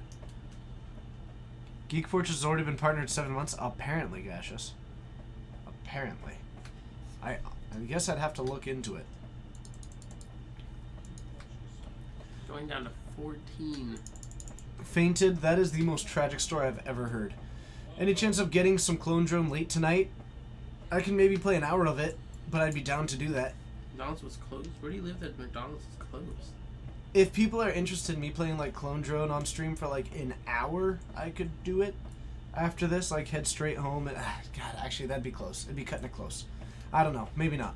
Maybe not. I'll think about it. Depends on how long this tournament lasts. Okay. Buzz. Duskwatch Recruiter still sitting out and about. Coleman untaps after that Serum Visions from Arthur. We've got the third land coming out. We've got an attack for 2 because some spells were cast, not transforming just yet. And we are... Do you actually try and pop the Duskwatch Recruiter, or do you try and play this out and get another extra mana? I have lands in hand. I wouldn't go for the extra mana. I think I might just go for the Duskwatch Recruiter option. Yeah. Because if they kill it, you can get the Duskwatch Recruiter back next turn, because you still have a fetch in hand. Oh, and we're going to do it now. And we did find a Ronas and a Tireless Tracker. Why? And see, now I really like it, because Tireless Tracker just on board can potentially get 4 clues. Yep, and going for this main phase because it is going to transform on Arthur's turn. Yeah. Hello, Jedi Finch. It's good to see you. Does he have a robotic right hand or He something does like now. that? I mean, how do you know that's Coleman? I thought you wouldn't recognize him because of the red arm. So, Arthur, putting that skirt down to the bottom. You got me. I was not prepared for such a thing. So, we're going to untap with the Duskwatch Howler, or whatever it's called. But it's going to attack for 3. It also does reduce the cost of those creature spells by 1, so we pay 2 mana for a Tireless Tracker. We play a land, we get a clue, and we have the ability to also crack that clue. Scratch that. Got mana leaked. Nail it. Probably didn't recognize me because of the red sleeves. Oh, That would have been better. I forgot. I'm going to use that joke next time I actually play Magic. I'm Yeah. going to be like, oh, what's up, TJ? I thought you wouldn't recognize me because of the red sleeves. And they won't get it. No, you just sit down and say, you probably won't recognize me because of the red It's me, TJ. sleeves." You probably didn't recognize me because of the red sleeves. So 2 mana. Playing this out, we do... What's going on? We did fetch. So we actually are going to bring back a fetch land. We're up to 5 mana now. Because he was able to only play 2 for that. The Renegade I Rally. totally forgot that was a thing. It also gets on the second spell to have this Duskwatch Recruiter back, and if Arthur doesn't want to cast a spell just to transform it back, it means that he didn't cast a spell. Always good at things. Tebin, he does not run Walking Ballista because that card's awful in this deck. It only has 6 free wins. You only win on the spot if you have Duskwatch Recruiter or Walking Ballista or one of your 4 chords in hand. Now, if you run Ronas, then you actually have a win if you have one of your 4 chords, plus if you have the Duskwatch Recruiter or the Ronas, plus you can hit it off of Collected Company, plus you can play it previous to all of this ever happening, and it's unlikely to get removed. Yeah. So Ronas, just better. It's a consent, both of them are not ideal for the deck. That's notable. Yeah. They're not notable. Just one They're not Ronas? great. Yeah. So it's not incredible for the deck to be running. It's not like, this is the piece that we were missing. Yeah. And your hand starts shaking and lightning strikes in the background. It's essentially just a way to finish the game. But it also gives you 4 more cards that can potentially. Oh no, a main phase. But that just means he's tapped out, so that Yeah. So Coleman can play his Archangel that he has in hand. Yep. And surprisingly, if he ever does get the win, he's still okay because then he just chords for Eternal Witness, gets back the Duskwatch Recruiter, and then wins. Yeah. Ah, man. You don't like Druid in the list at all? It replaces the Wall of Roots, and they're functionally similar. It's one of the easiest swaps in the deck. Oh, he doesn't need a chord for the Ewit. Fair enough. It's better to just draw the Ewit. Okay. And he can just Ewit and play Duskwatch right now without worrying about any counters happening. Yep. We have got time. The problem is that you're then worried And about that's what he's going to go terminate, but... Oh, no. He'd rather just collect the company, which I agree with that. Well, you have a win on board. You have the 5 damage right now. Oh, yeah. So Arthur needs to answer it, and if he spends his time answering it, then you get to cast a Collector Company. Yeah. So, all things considered, Coleman probably feeling okay in this matchup. Going for the Archangel meant that it's the same potential death with a little bit of upside mixed in. So 1 mana up. If Coleman, I don't think he runs any path. I He might have like I don't one like or two. tapping the red I don't mana think he has for a that. full 4. You don't like the red land? I don't like him tapping the red mana for a Serum Vision. It might have a fatal push. If he's got a push, then that's fine. But I would have. Maybe I would have led off. Maybe I would have led off with the Serum Visions first, then go for the Delver of Secrets after I have a little bit more information. That way I can leave up the mana that may be relevant. Right. I think I agree with you on that. Plus, if you draw something like a Terminate, maybe you don't even want to play the Delver as much. Right. That makes sense. All the words you said make sense. So, I don't think we have much going on in hand here, though. None of those are 1 mana spells. So we block that in Coleman, send the Delver Collector Company. Captain Prairie Dog, thank you so much for the follow. We might actually just pass the turn, because then this allows Coleman, while he is tapped out now, and actually he's just going to go for it. The other option was to wait, and then end step it, try and get him to tap out, untap, and then go for it again. Or just double Fulminator Mage. And we are gonna... I'll put you on the island pass. Are you mono blue taking turns? Are you mono blue Delver? Are you playing fairies? Question. Question. Are you Storm? I just don't know what they're on. Look at their board. It's a Delver and an island. What, they could be on anything. They could be on anything. They're definitely not Grixis. No way they would just be on an island, right? Not when your opponent has 4 lands. This is going to really throw off Coleman's sideboarding. He doesn't know what he's up against. Not anymore. He thought it was Grixis Delver, but suddenly only an island at the end of that game? I mean, who knows? I really wanted to try and pronounce that. Mass Gerbicide. It's good to see you. Thanks for That's true. thank you so much for joining. One thing that I wish I was more creative and come up with names like that. Oh man, you don't need to be more creative. You've already spun a fantasy in your mind in which Bushwhacker Zoo is the tap deck of Modern. It is a tap deck of Modern. Yeah, see, you're definitely creative. Don't you forget it. I will not. Not anytime soon. Sometimes that's how I feel my Gristlebrand attacks 3 times on turn 2. What are you even on? What do I do?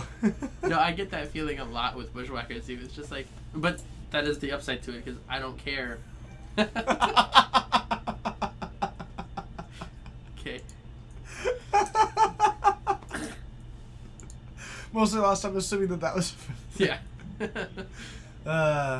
Goodness gracious. Goodness gracious. But as Bushwhacker, when you win on turn 3 and you don't know what your opponent is on, because all they did was like play a land pass, and then you win. Then you're just like, well, I guess I'll just keep my main board. Boom. Man, it's so easy. MTG Bot makes it easy. Yeah. Thanks, Dan Bopes, again, for being great. Dan Bopes. Dan Bopes, everyone. The person who rocks the world. Oh, goodness. Hey, anybody who wants to check it out, you know how I auditioned for Turn 1 Thoughtseize? Yeah. They just went live with the test podcasts. And I'm going up against Mrs. Mulligan and Tay Chris. Okay, so I might lose. So check that one out. Feel free to let them know that your thoughts on that. But So wait, what is it? there were 4 finalists. Mm-hmm. They recorded a 45-minute session with each of them, and they're releasing them in 2 1.5-hour episodes. Okay. So anybody can go and listen to those and then give their feedback to the commentators. Or to the hosts. And say, this is the one that I tried. This is the one I liked. This is the one I liked. Let me know when they're showing yours. They're all live now. Oh, they're on right now. They just went up. Okay. So the Turn 1 Thoughtseize podcasts are up. I'm on one of those. feel free to take a look at it. I'm probably the last one. I'm probably at the end of the second one. I think I may have been the last one doing the podcast. So, a third Cherwin Thoughtseize. Path and a Devoted Druid. Devoted Druid. I almost called it a Heritage Druid. It is not a Heritage Druid. So, let's see what we can do. But yeah, check out the podcast. If nothing else, I'll tell you what. Check out the podcast. If you like my portion of it, let them know. Or, if I end up losing, then you can tell me, TJ, you should make a podcast. Because if I don't get it, I'm super tempted to. I think it would be fun. Yeah. Yeah, me too. I always wanted to be a guest star. Wow. You are right now, too. I know. It's exciting. It is exciting. We have the entire state of Texas here. The entire state. Don't forget that. Okay. So, a Dust Watch recruiter drawn off the top. You take it you should wait until they've been up for the length of the podcast before voting for you? No. I mean, whatever. You already know who won, so I don't get why you have to wait. I am making a podcast if I don't get it. We already discussed this. Fair enough.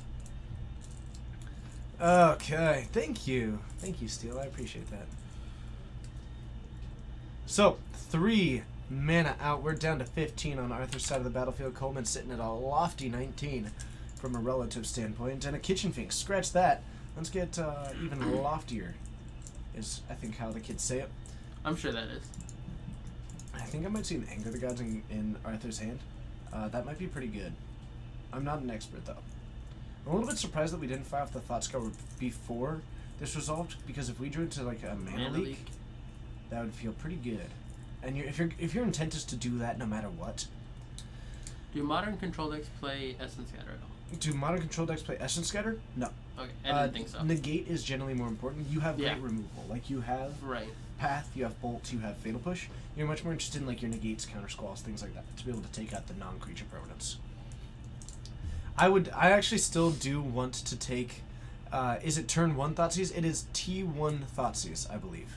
Or it is sometimes fully spelled out. But you can find it by T1 Thoughtseize. Is usually how you can find it. I believe that's what it is. And I sent you that link for that I know interview. you did. I know you did. I saw that and I'm like, this spells TJ.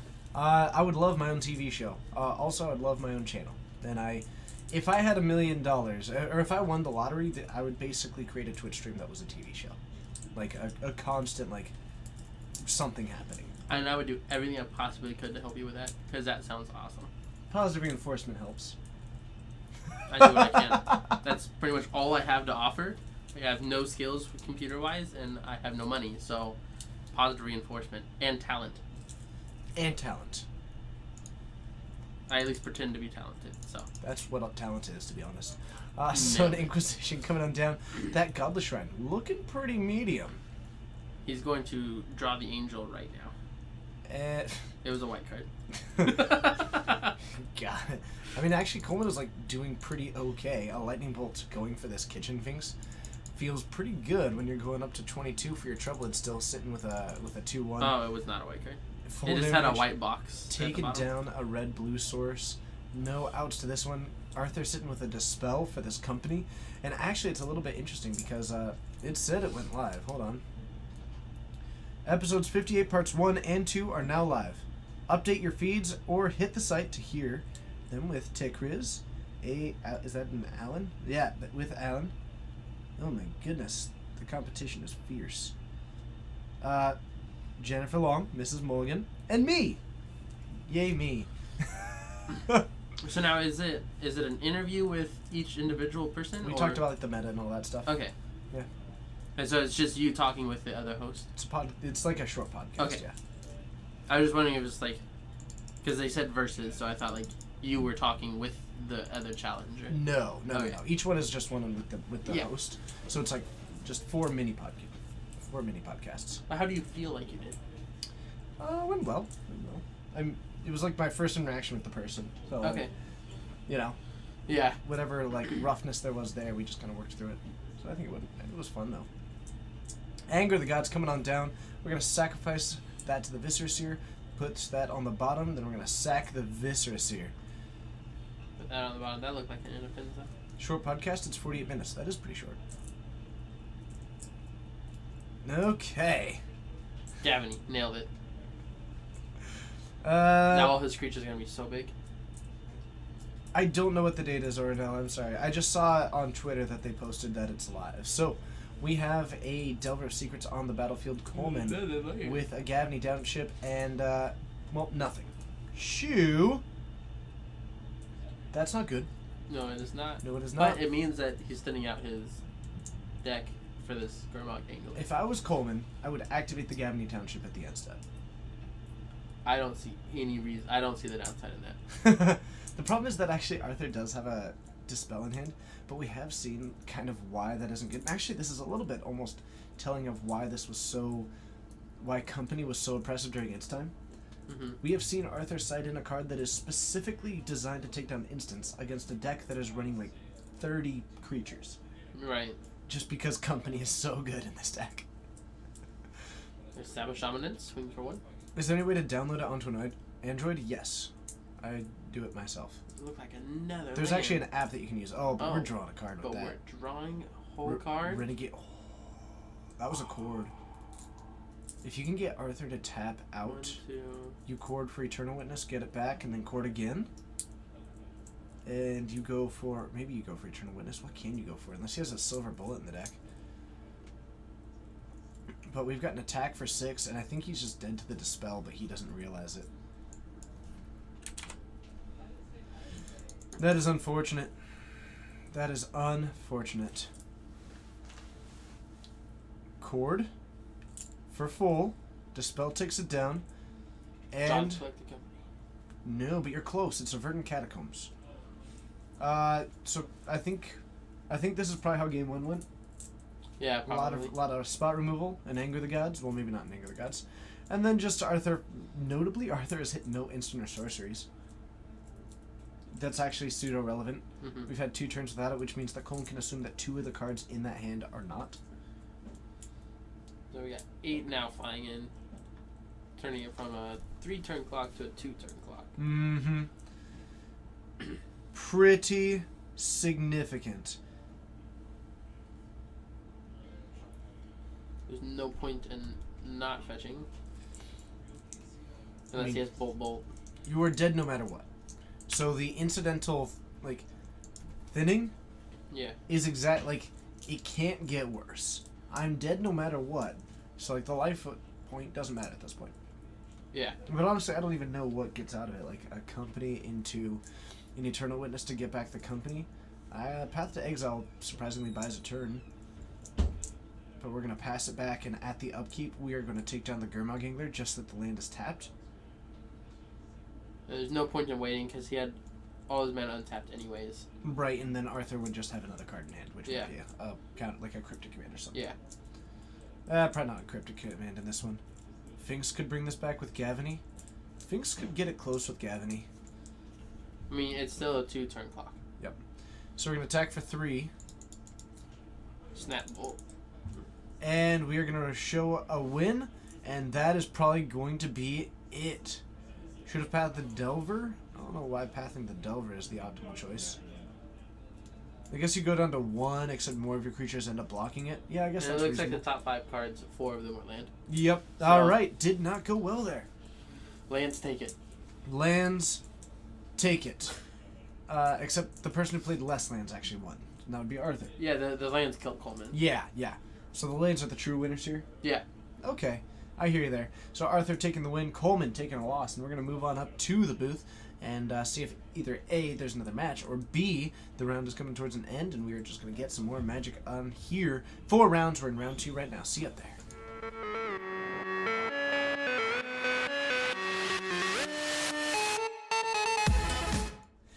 Hello, everybody. It's good to see you all. What is that clip? I actually don't know what that clip is. I am Texas.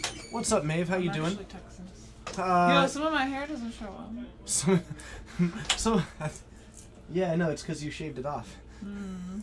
You got me. Hey, chat. What's Ugh. going on? This is Maeve, everybody. She I'm was Maeve. playing Tezzerator, which you I was specifically playing requested being Demir. It's Demir now. Oh, I thought you were specific. I was just going to call No, it Tezzerator. it's He just said she- Tezzerator. I took out the red. You said she specifically said Demir Tezzeret, so I put down the Thanks, title dude. as Demir Tezzeret. Yeah, Which, that's funnier. I like that. Start calling it that. Demir Raider. No, I took out the red because it wasn't doing enough. you need to clearly play Chandra's. I really wanted to play Chandra. Thanks, chat. Maeve the Firebrand. Yeah. Did she see the hat? Oh yeah, she's seen the hat. Yeah. This one? Can I wear the hat? No, it's Please. no. Is it banned from the stream already? I mean soft band. Soft It's banned. kind of just terrifying. Yeah. Diet Orange Skrillex, I love it. Oh my god. Oh goodness gracious. Please, Dora, we have a macro to change. We have, what? Change my macro to say the Diet Orange Skrillex Oh. instead of Edgelord Supreme. Gotcha. Dude, who's playing Delay? Who's playing Delay? Yeah. I can't tell you. You might play against them. I already dropped. Oh, I well gotta go. then I gotta go home to sleep. I'm tired. that makes sense. Yeah. It was the Delay was being played by an Esper control deck. What? Yes. What a good idea. I know. Were what- they also playing Wasteland Stranglers? No. Oh man. What are the thoughts on banning top in Legacy? The question is not if it was like good to ban it to me. The question is what made it get banned now that didn't get it banned 2 years previously? Because like Consistency. no, Miracles Over- has been the best deck for Well, a no, long, I mean, long time. yeah, over time, like it's get to the point where it's like the same as Twin. No, I fully agree with what you're saying. Yeah. I'm fine with the top ban. Yeah. That's the short way to say what I'm saying. Doritos Nacho Cheese Edgelord Supreme. I am completely fine with the top ban. Yeah, I agree. We also get one thing that I think is particularly cool, What? which is that we get functionally the first time that we've gotten to see like the natural evolution of a format Sure. in years. Yeah. Every like major banning or major like thing has been followed by a significant tournament, Yeah. and in which all the pros put their energy into it, and then they quickly solve the meta again. Sure. Standard has the Pro Tour. Even Modern has like a lot more GPs and Yeah. major like Star City events. Yeah. Legacy doesn't. So basically, this is a meta which is being worked through purely through the online meta and then like local tournaments. Sure. So we're actually seeing a pseudo like unaccelerated evolution of the Yeah. format. Well, I mean, and like Miracles even came from an evolution of a different deck. It was Stoneblade originally, wasn't it? Yeah, but then Like- like by the end of it, they're completely. Oh, of course, different. no, yeah, no, they're totally different now. But like, at one point they were comparable. Yeah. Let's see here. If you could watch that stream, you'd vote. You don't even need to. Just tweet it at Turn One Thoughtseize. There But you actually, I do go. recommend listening to it. The test streams for the Turn One Thoughtseize podcast went up. Yeah. My opponents are Mrs. Mulligan, Okay. Tay Kriz, Sure. and Zach Allen. Oh man.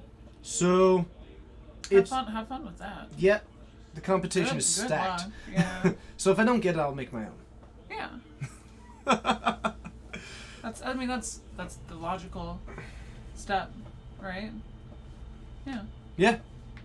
Yeah, it's what I'll do. I mean, like I want to do a podcast. Yeah. It sounds fun. It sounds like a good old fashioned time or a new fashioned time. I don't know which are podcasts. Are they the Yeah. new thing or the old thing? That's kind of new or old at this point. Podcasts were a thing around I think 2005 or 4 because it was basically it was a podcast because it was radio that you could just download and it was a file. Let's make our own radio station. Yeah. Yeah? Sure. Okay, we're gonna open up our I own have radio free time. station. You'll make me a logo. Yeah. Actually, I do need logos for lots of stuff. Let's talk. Hit me up on something. TJ Radio. Hit me up on some form of social media or something, so that we can talk. Because you've mentioned that you do graphic design in the past, and I need a graphic designer, I think. Yeah. So we should Thanks. talk. Though we've mentioned that before, and we haven't yet, but we should. We should talk. 92.1 The Geek. 92 All is right, my birth year. I'm gonna head out. Bye. I gotta go to bed. It's my bedtime. Good Bye, night. chat. Jet Set Radio! Man, that game was amazing. Now I want to go back and play that game. Now I want to play that game. Oh my goodness. I absolutely want to play Jet Set Radio forever now. So Texas is gone, apparently. So we may just not have any more Texas available to us. I'm going to ask Coleman. Family friendly, no Are there any other matches happening? No, the kids are waiting. Everybody's in like game 2 or 3. Okay. I'm back. Bedtime is overrated. Okay, welcome back. 5 minutes.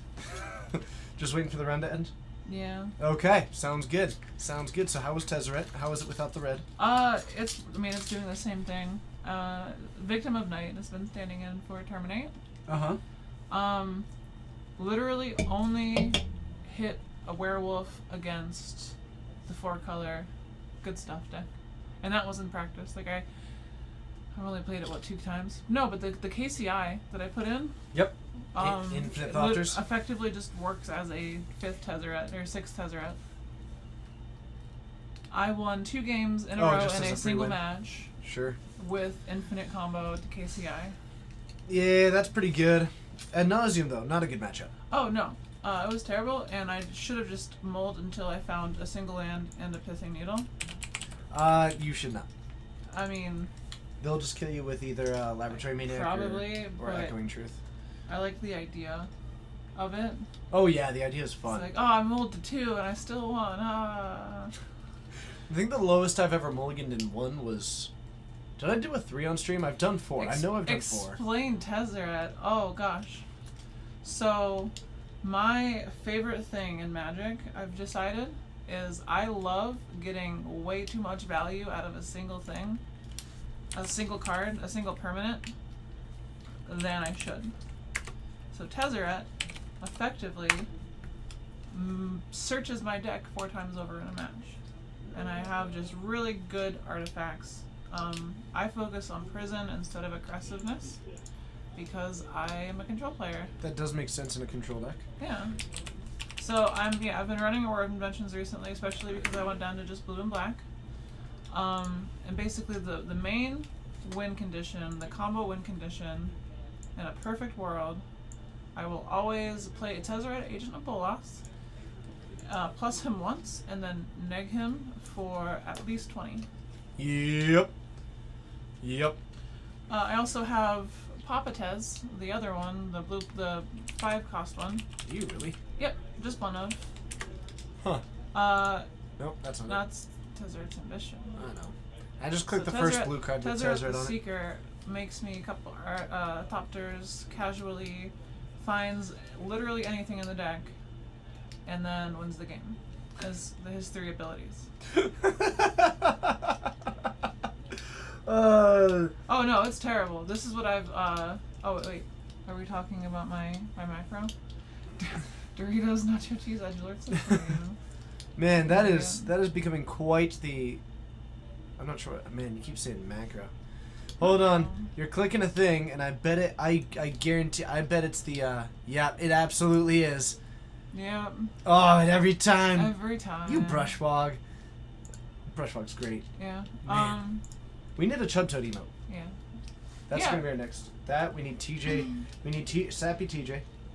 We need a Chubtoad emote. We need one that's just like the fort badge. We need a Batman one, so and have it be me and have its hair be orange. None of that made any sense. Yeah, So I'm gonna just say no. Put a Batman mask on me. No. Okay, I tried. Chat, make it happen. I don't think I will do that. Chubtoad. I do agree with the Chubtoad though. The Chubtoad is such a good one. I agree. Oh, it's so good with like the arms sticking out. Mm-hmm. Oh, I'm so excited. I want to see like at a pro tour, just all of chat spam Chubtoads. What about a Misty Pokemon one? Here we go.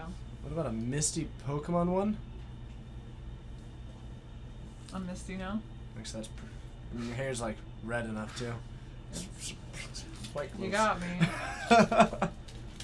Mave, more like shave. You got me. You got me. Drop Dead Gorgeous. I don't know about that. It was supposed to be all the same color, But then but it wasn't. this is still dead from last time I dyed it. All right, rounds up though. So I'm gonna let Texas back in here. Okay, so he is still I'm out there. gonna go for bedtime. Good Bye-bye. night. Good night, chat. Bye-bye again. Okay, so we're gonna get ready for round 3 coming up here at Geek Fortress. I have lost my information that tells me about how many people are watching, but I'll assume that there's some of you out here. Whoever it is, wherever you are, thank you so much for joining. It's a pleasure having you here. If you haven't yet, hit that follow button, join us more in the future. Also, feel free to subscribe. That means the world to us and all kinds of good stuff. Plus, it just helps us do what we do. I like doing what I do, and in fact, I tend to do it basically as long as I possibly can. 186. Nice. We got that 186. Isn't that a song or something like that? I don't know. It's something like that.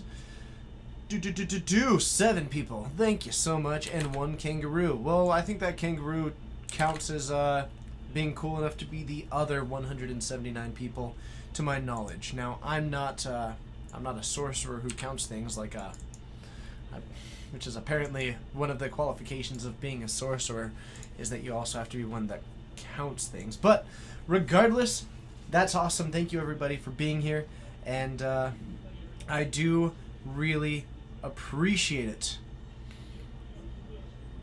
I do really appreciate it. The only...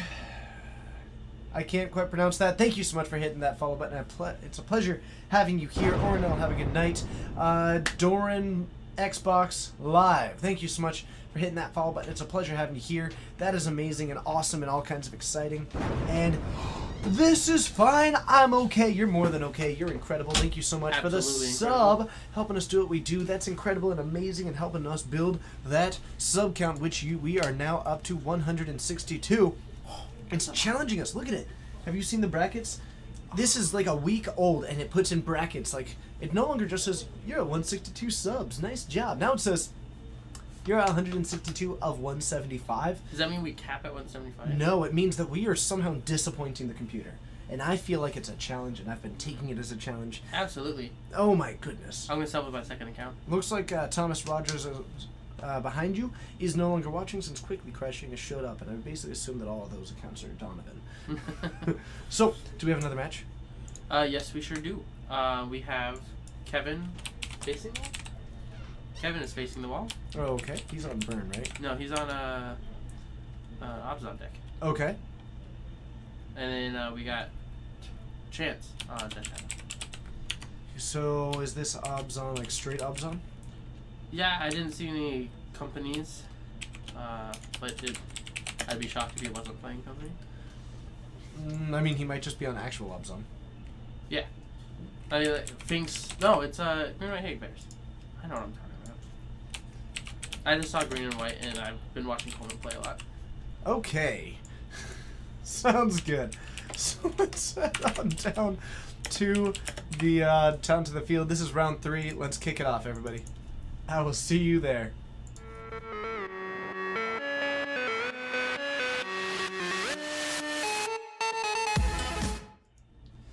Alright, so if you want to give him the thumbs up, we've got a mulligan from Chance.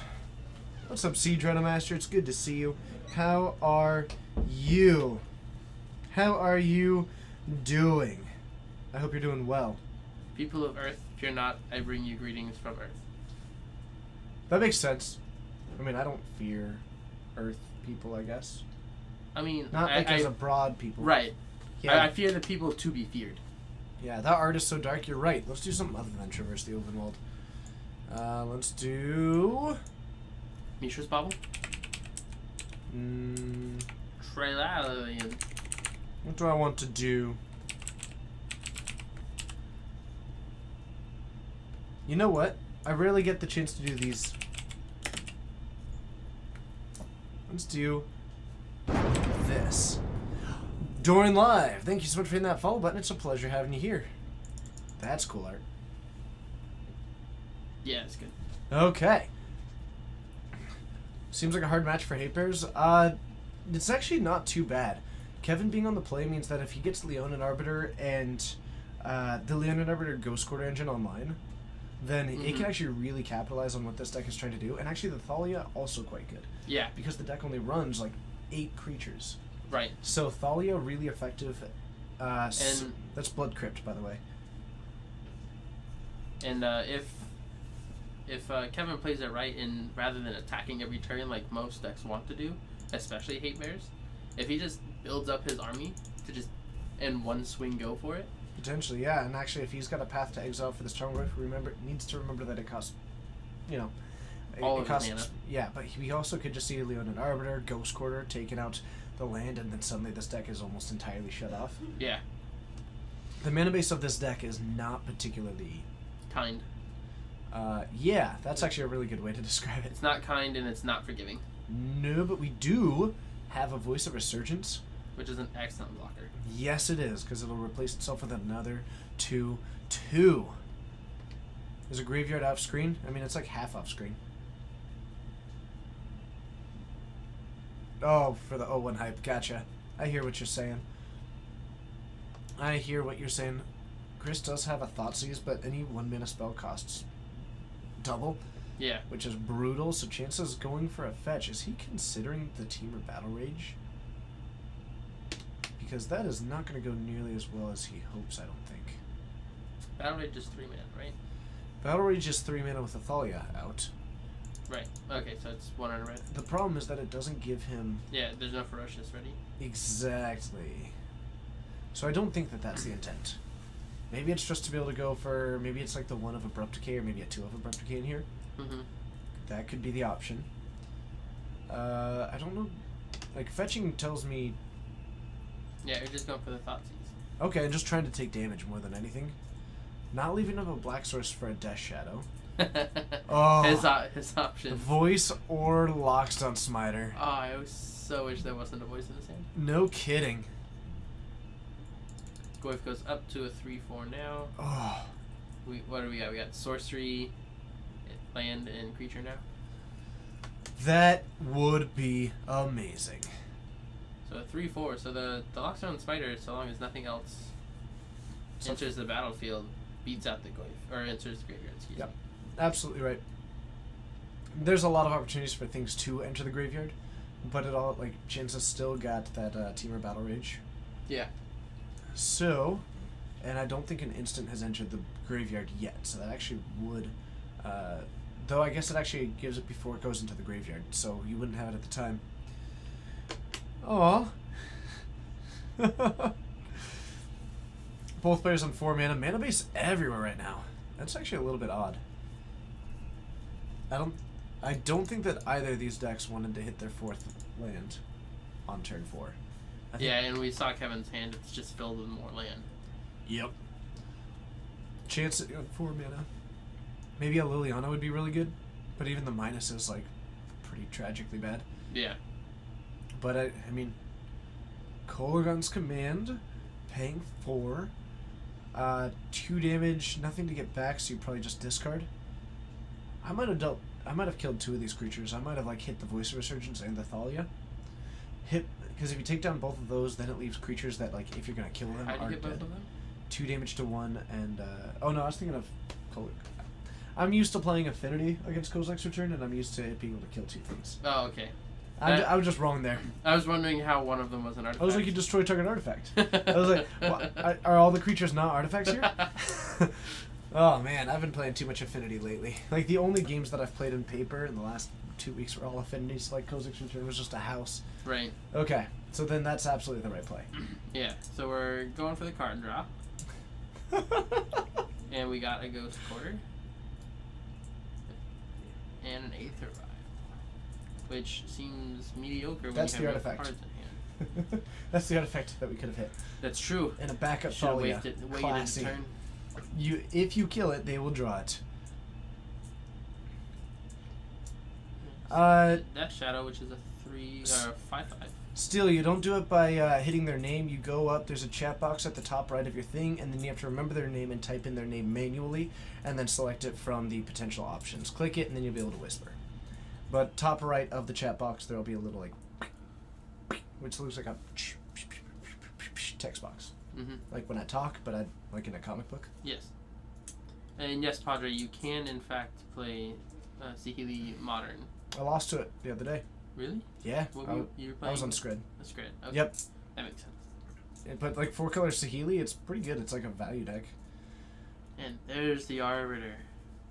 Chance has got a response, fetching in response to this. Good call. And we are going to go down to 8. Okay. So, Shadow's essentially a 5/5? Yep. Fact. Jin's playing so... I mean... Like, you have a 5/5 and a 4/5 against a pretty decent blocking board. Chance's attacking prospects are not phenomenal. He does have the Teamer Battle Rage now, which actually looks pretty okay. So might be just waiting to go for a big sweeping attack. Padre Justiciro, I think. Thank you so much for hitting that follow button. Could attack in with the 5/5, end up double striking it, and even if everything blocks, you end up trampling over it. But it's unlikely that everything blocks.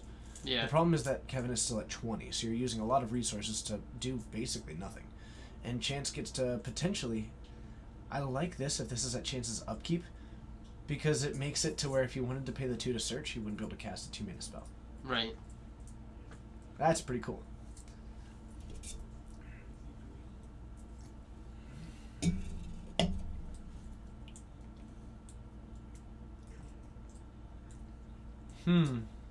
And we're gonna pass it back. I do feel like it's a little odd that Chance is playing so reserved. It is his first time playing the deck, and this is a field that is pretty intimidating to play against. Yeah, that's true. Because, and like I said at the very beginning of the match, so long as Kevin doesn't pump up the Death Shadow by attacking and just swinging all out in one shot, especially being at 20 life, he's pretty confident that he can't just die in one shot at the moment. I need Spanish lessons. I've taken Spanish lessons. I was terrible at Spanish. I'm terrible at foreign languages, unfortunately. I don't really have a mind for it. I do know how to say obrigado for joining. Thank you, everybody. Though I think that's in Portuguese, not Spanish. I would say that you're right, but I don't know. Yep. Have we seen the using the Dismember to grow the shadow? Yes. Yes, we have. It's pretty good. Sometimes terrible, but other times incredible. Yep, I'm not very good at Spanish. I did try it. I passed with a C because the teacher was generous. Yeah, real kind. Because I was trying.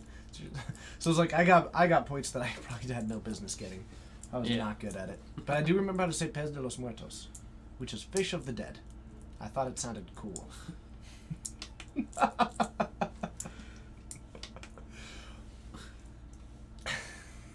See how good I was at Spanish? Yeah.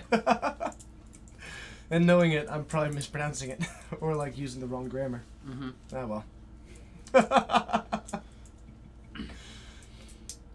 Okay, so Leon and Arbiter for Kevin. We do have a string Wildwood, another notable thing. Ooh, I did know that it's Portuguese. Nice. I did know that it's Portuguese. Okay. So my guess is this is a Flicker Witch coming down. Fish Ooh. is a Pez. Pez de los Muertos. Or is it just Muerte if it's Fish of the Dead? Have I been doing Fish of the Deads? That fish has a case of the deadsies. I know it.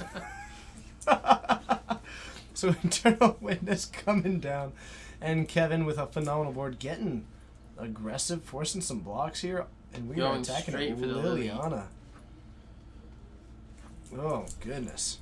I do not like this attack. This is a risky attack. Has to have something in it. Oh, Path to Exile in hand, maybe? No, he just E-witted for another Voice of Resurgence. Oh, so we have no idea what it is. I guess he did that attack specifically to make sure Lily died. Which just puts a Planeswalker growing Torment Voice. And putting down a voice for a blocker, but I don't... We're a little bit bamboozled, sure. Sure. We're bamboozled-ish. Okay. So... Oh, what a cool name. Obstacles on the Coast.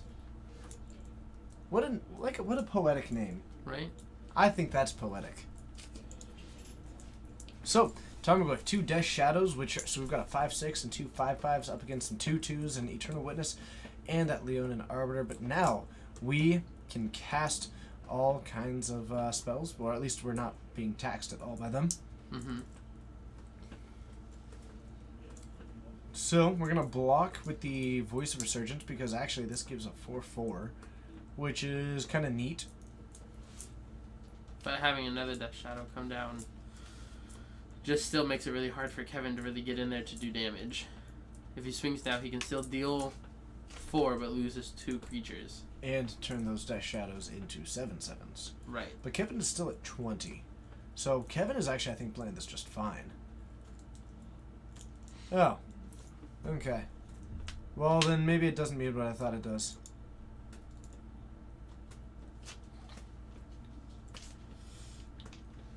Okay. So, we have got a 5/5 because of, wait, why is that a 5/5? Might as well. Oh, there's a creature behind the Leonin Arbiter. Yeah. There's a Scavenging Ooze hanging out, which is actually also going to become pretty large, and it can really target the Tarmogoyf really well. Yeah, that's true. So that Tarmogoyf, you know, you take Eat out as a many Planeswalker. creatures as you can. Get out the Planeswalker. Get out Yep. the one instant or the one sorcery that's in the yard right now. The Thoughtseize. Yes. Just get it to shrink really, really quickly. So, we will see what we can do here.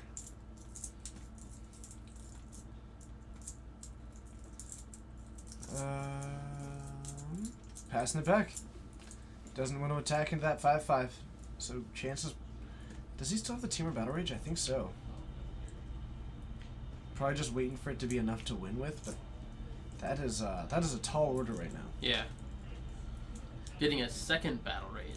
Because now be Kevin awesome. is either going to be casting creatures to make this voice bigger and have another creature, or is going to be eating creatures and eating other things to He's make just going the tongue straight smaller. for. all the instants. Yeah. Nice. I think that might have been the only instant. Possibly. I think it was. Yeah, we just lost 2 ticks. We're down to a 3/4. And now he's got so much green mana that he can just start doing everything else. Oof. What was that? It's almost dinner time. It's almost dinner time. That's wonderful. I thought you were going to be leaving soonish. Less than 20 minutes, 10 minutes ago. Huh. Hopefully they're still open, because it's kind of late. No, they'll be fine. They close at like 11. I think it's 10. Uh-oh. Leonin Arbiter on the battlefield. Notably, you only actually have to pay for that ability once, Right. I believe, because you just pay 2 to ignore that ability. Yes. I believe any player pays 2, and Yes. it's ignored for the turn for everyone. I believe possibly. So. You want to pull it up? Now I'm curious. I don't think I've had to come up with. I don't play against Leonin Arbiters too much. Too much grind. We need a board whip. Well, we don't have a Nene. For that Yep. player. Nope, it's just for that player. player. Yep. There we go.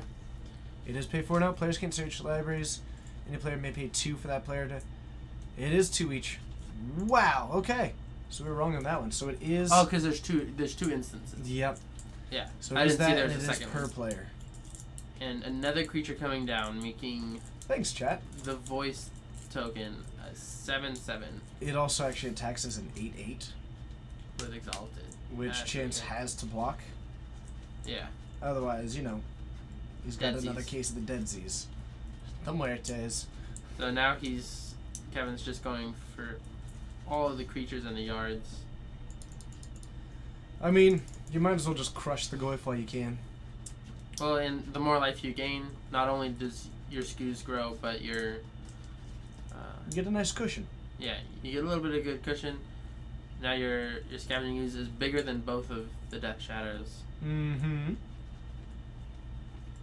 Okay. So, And I like swinging in with the voice of resurgence. I was like, what are they going to do? Block it? Like, this means that the Scavenging Ooze and the Voice of Resurgence are lethal, so Chance can't ignore those. Yeah. We're going to cycle a Street Wraith to get bigger critters. Yeah. So these are now functionally 7/7. 7/7s, going up against an 8/8. Remember that Kevin still has a A creature, 6/6 and and there's now 7/7. another creature to eat. That's true. So he just. Now there's 2 more creatures, but only 1 green source. But now we're gonna go down to 4. Now we've got some sizable shadows. Yeah. Now they're 9/9s. This may have gone poorly for Kevin, actually. Along with the Teamer Battle Rage, the fact that most of this board is actually... Because if Chance goes down to 2, the Teamer Battle Rage might be enough, depending on how Kevin ends up blocking. But He's 24, so... He's not going to 2 because he's blocking the voice with Tarmogoyf. Interesting choice to do that, so Chance is 100% on the control game plan then. If that is where we're at, chances at I'm gonna be at 4. As long as you don't draw a Path to Exile, I probably just win by having the biggest thing on the board.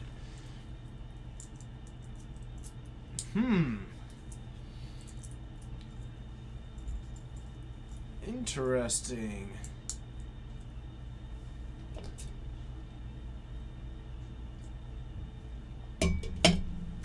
But then again, Kevin keeps gaining. No, I actually lost the Scavenging Ooze. Chance has got a grip full of cards too. But a Path to Exile just closes this game out, because even actually look at the 2 biggest creatures right now, and there's still, or 3 biggest. Mm-hmm. Chance is running out of ways to respond. Eventually, Chance needs more because Kevin can just attack with 6 creatures or 5. Attack with 5 reasonably sized creatures.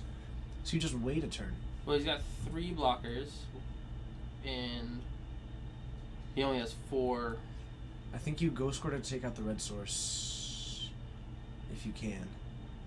He's only got 1 red source. Exactly. Oh yeah. Exactly. Force him to pay 4 mana. Oh wait, right no, now. he has the Stirring Wildwood. He has lethal.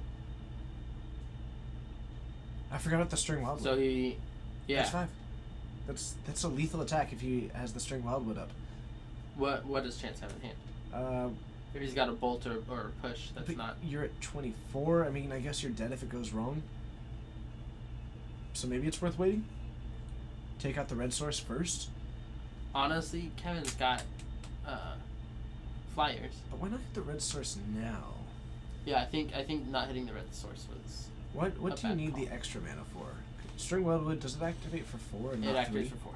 So maybe that's why. No, you it have is the 3. Noble. You have the Noble anyway. Yeah. So even if it is 4. So you have the Ghost Quarter. I like taking out red sources.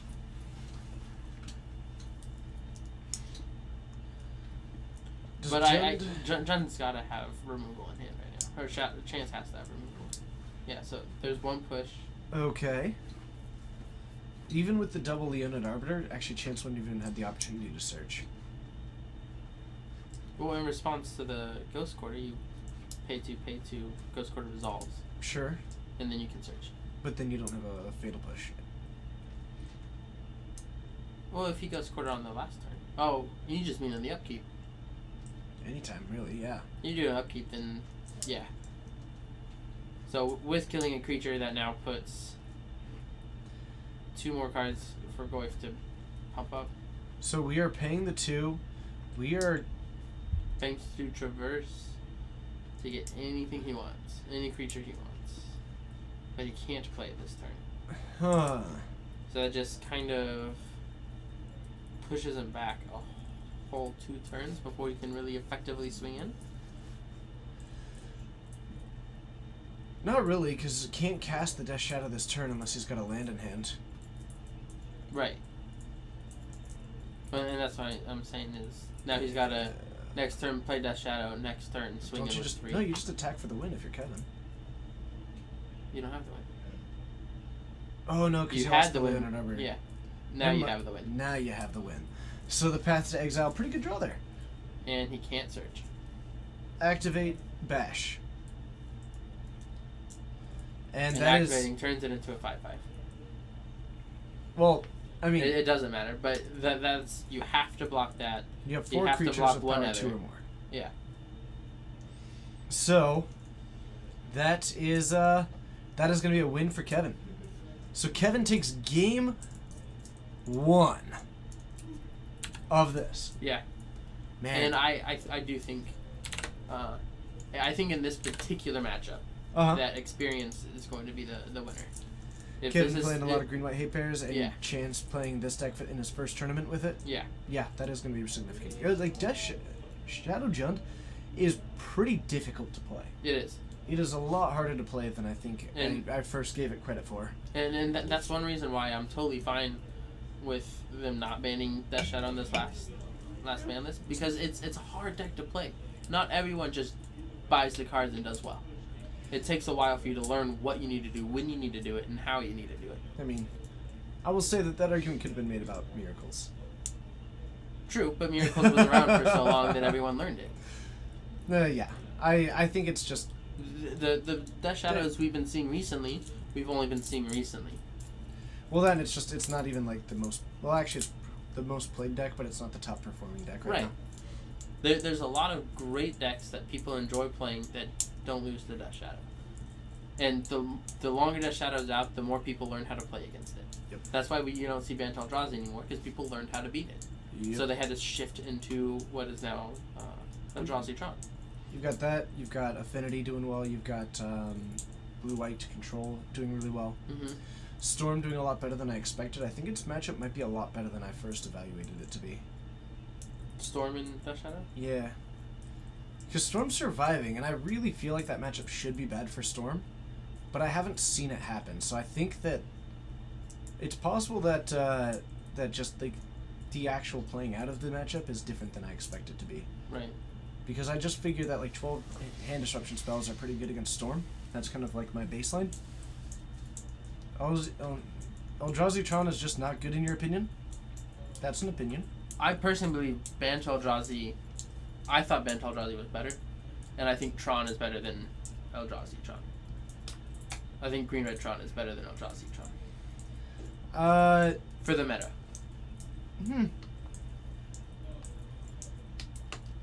I'm not a fan of Eldrazi Tron because it combines the two decks that I actually hate the most into one.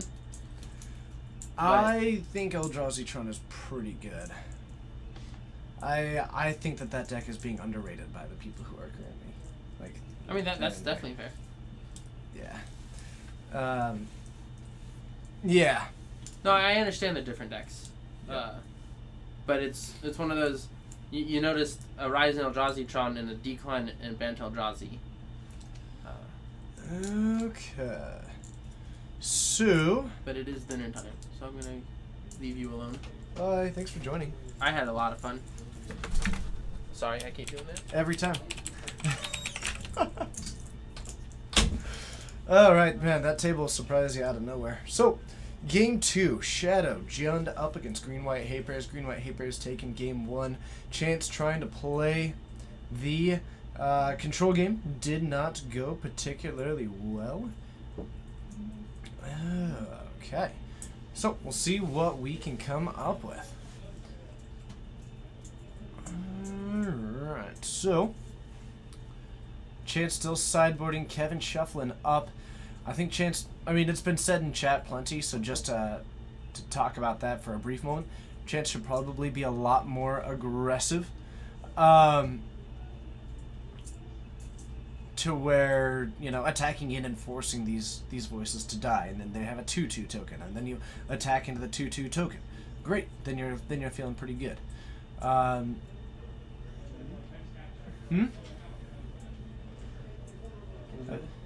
Sure. Vince, everybody. What's up? How's it going? We're gonna do the revolving door stream. Sounds like a fun little plan there. So Chance on the play. How's your record today? Oh, terrible. I went 0-2 and dropped. Okay. But then again, I wasn't playing my usual mono white either. So, Chance down to 17. Hey, Devin. Going for the fetch shock to kick things off and a traverse to find a basic land at the moment. Yeah, I was sitting there watching him play last round. Or not last game, just now. It was interesting. Noble Hierarch from Kevin, setting up the turn 3. Locks on Smiter, Flicker Wisp, potential cards. Flicker Wisp not incredible. Definitely should not hit Chance's lands, because then he'll just shock them back in. Yeah, exactly. Well, I don't think you would want to Flicker Wisp on lands anyway. Nah, Oh, there it goes. So the Inquisition, we'd see Eternal Witness, Spellskite, double Flicker Wisp. Oh no, yeah. I'd probably take the Witness. So, just Witness in is almost always the right call.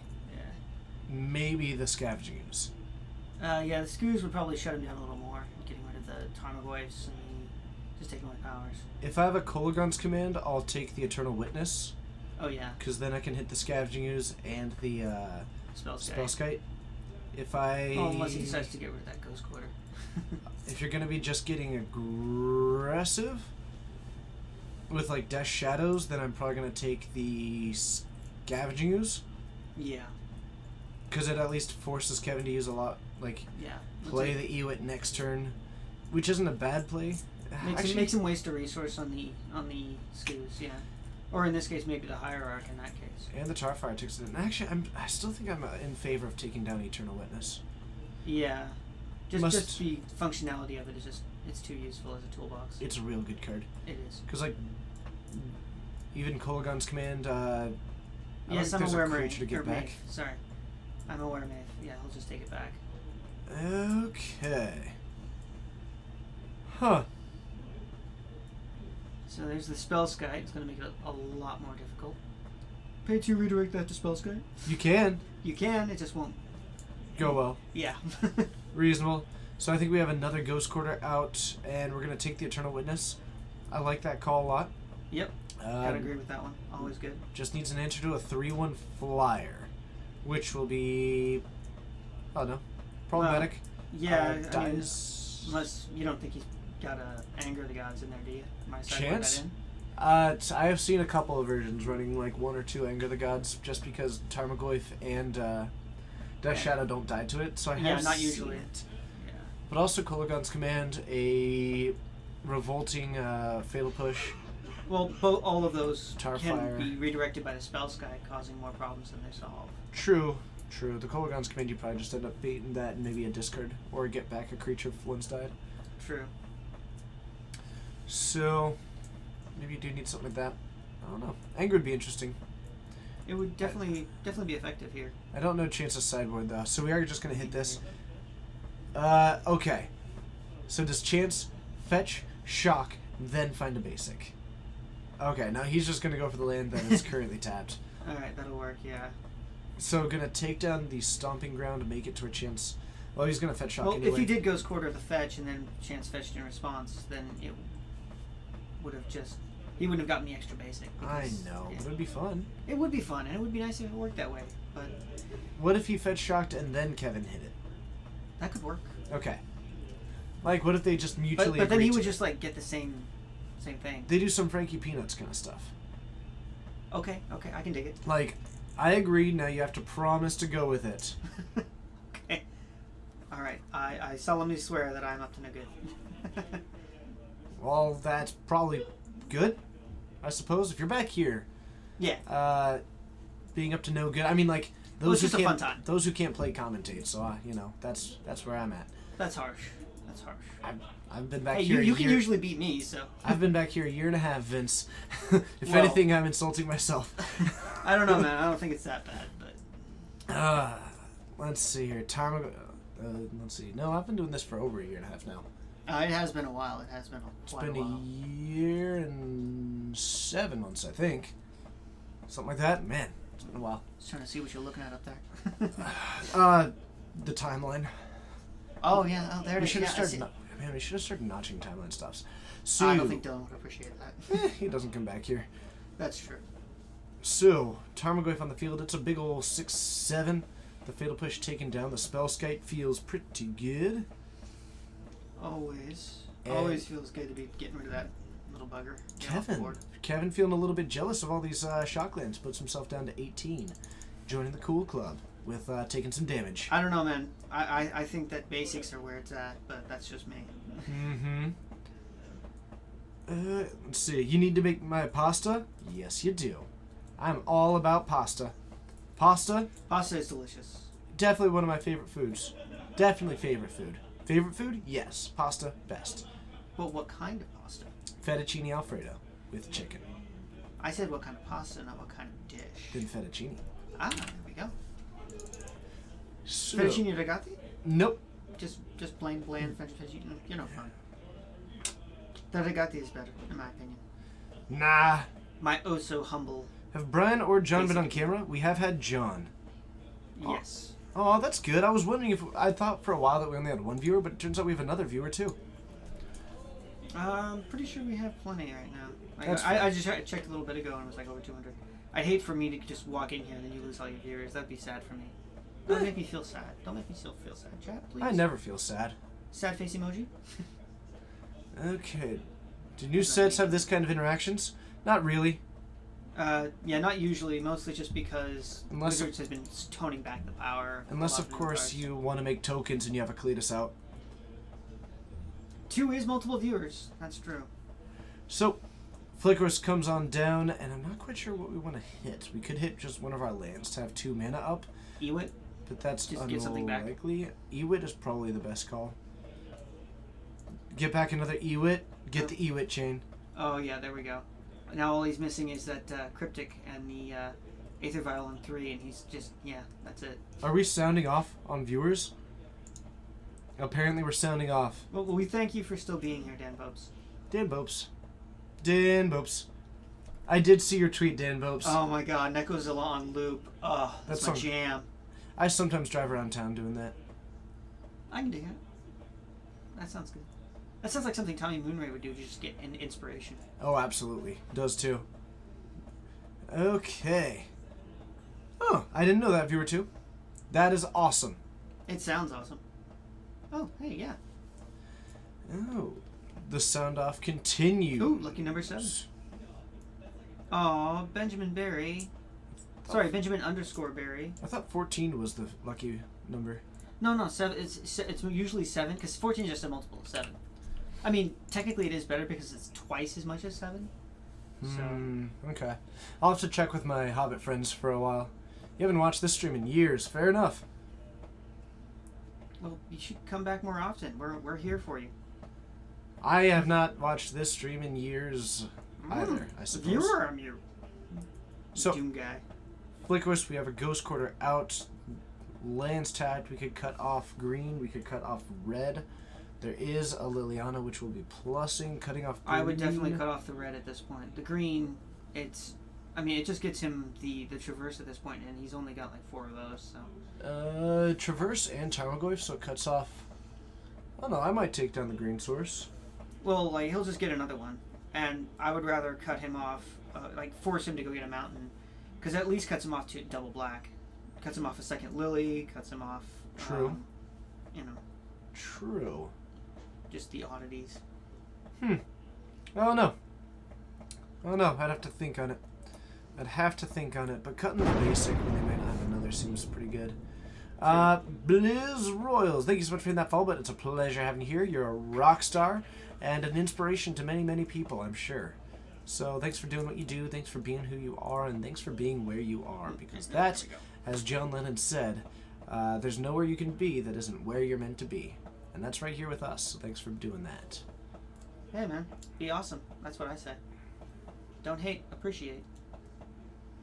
Unless you're playing Hate Bears, in which case it's okay to hate. A little bit. Kevin's got that covered right now, though. Yeah, it sounds about right.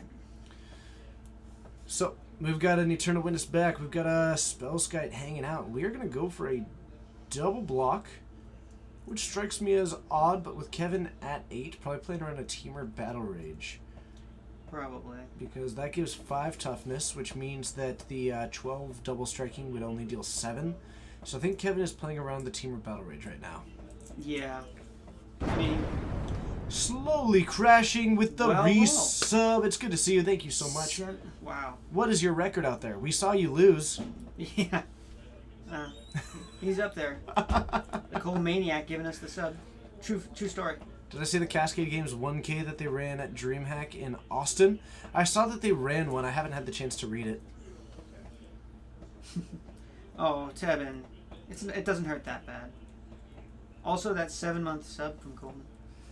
7 months. Wow, you've been doing this for a long time to get 7 months of subs. I've been doing this for a long time. Yeah, that is a little bit odd. Playing around the Battle Rage in that way, when the Battle Rage can be redirected to the Spellskite, Yeah. is odd. Because then... Isn't it just target creature you control? Mm-hmm. I thought it was target creature you control. Fairly certain. I usually see it in another language, so it's very hard for me to remember these things. Not to my knowledge. It might be, though. Only one way to find out, though. The Great Searcheroo. Sounds about right. Karate Kid, thank you so much for that follow button. Nope, just target Welcome creature. to the Fortnites. Just target creature. That's the thing. So we attack for 3. We're going to drop chance down to 9. Starting to get a little bit aggressive here. Still holding up this Ghost Quarter, which could probably fire off. I think cutting a color is still pretty important right now. Yeah, I think he's just afraid that he's probably waiting for his Leonin Arbiter so that he can just cut him off the search entirely. But if you're cutting off green, there's no more forests in there. That's true. Oh, there's the Abrupt Decay taking down that flyer. That's gonna hurt. I mean, I think Kevin still has that extra Ewit to go ahead and get back the Wisp at this point, but... That is actually a pretty cool... That is actually a pretty interesting way to run the tournament. So if you go 4-0 in any scheduled event, you make it into a 60-player event, which makes it into an 8-player event. That's a cool way to run a giant tournament in a way that doesn't have like total feel bads of grinding all day. Yeah, that does definitely seem interesting, and it does give more people a chance to play, I guess. We are fetching for a white source. Oh. Lingering Souls out of the sideboard is Yeah, I've probably seen him. what Shits is going for. Yeah, I've seen him. He played that earlier tonight too when I was watching. He's got those Lingering Souls. Oddly enough, he does not have enough Spirit tokens. I mean, I had to see if I could lend him a couple because he was too short for his flashback. We've got some in the binder. Yeah, they're there. Ranger of Eos looking spicy. Also able to cast that. We find 2 Death Shadows, put them into hand. So we've got a 3/2 that was able to search up 2 1-drops. So Which chance. are both going to be 7/7s, which That's is always good. Quite the Shadow Jund. I'm not used to seeing Ranger of Eos in the Jund version. Yeah, the white splash is a little bit off-putting it, but it is effective nonetheless. Huh.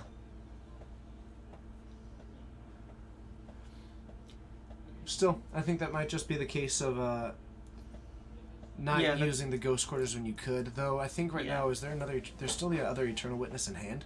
So Kevin's probably just going to play that, get back the other Eternal Witness, and keep this cycle going. Yeah, never-ending cycle of 2/1s it's a thing. Ranger of Eos is in the side?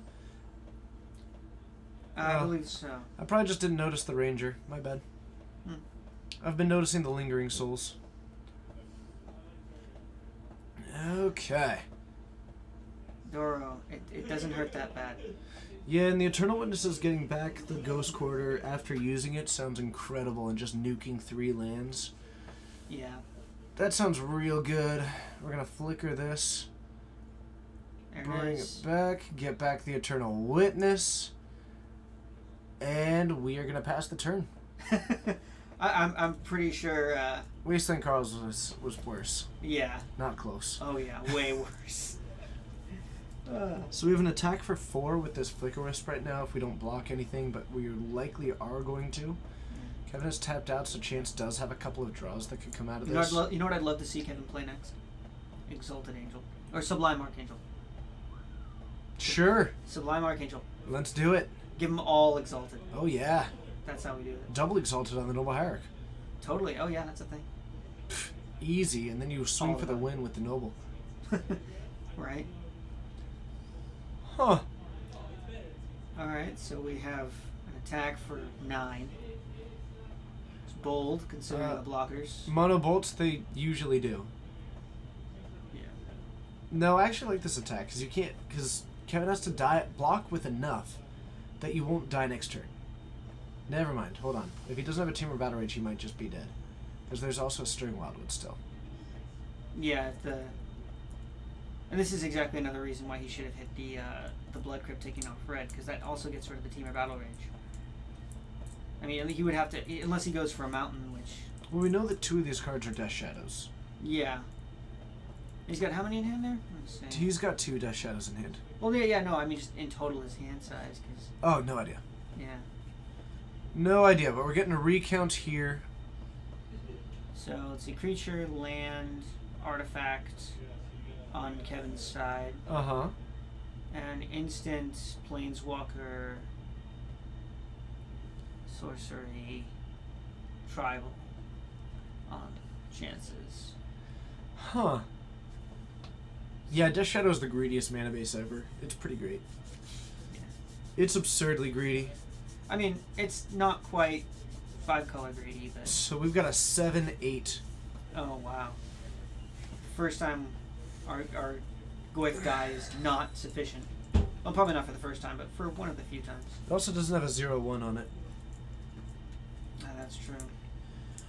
So this forces a block. Depending on if Chance has like 3 cards in hand, then Kevin may win. If it's 2 cards in hand, then I think Kevin wins. Yeah. Huh. Oh. But we are setting up some blocks. I don't know. The extra 1 toughness doesn't save you. You No, are it does dead not. to the Teamer Battle Rage no matter what. So I don't think that you overblock.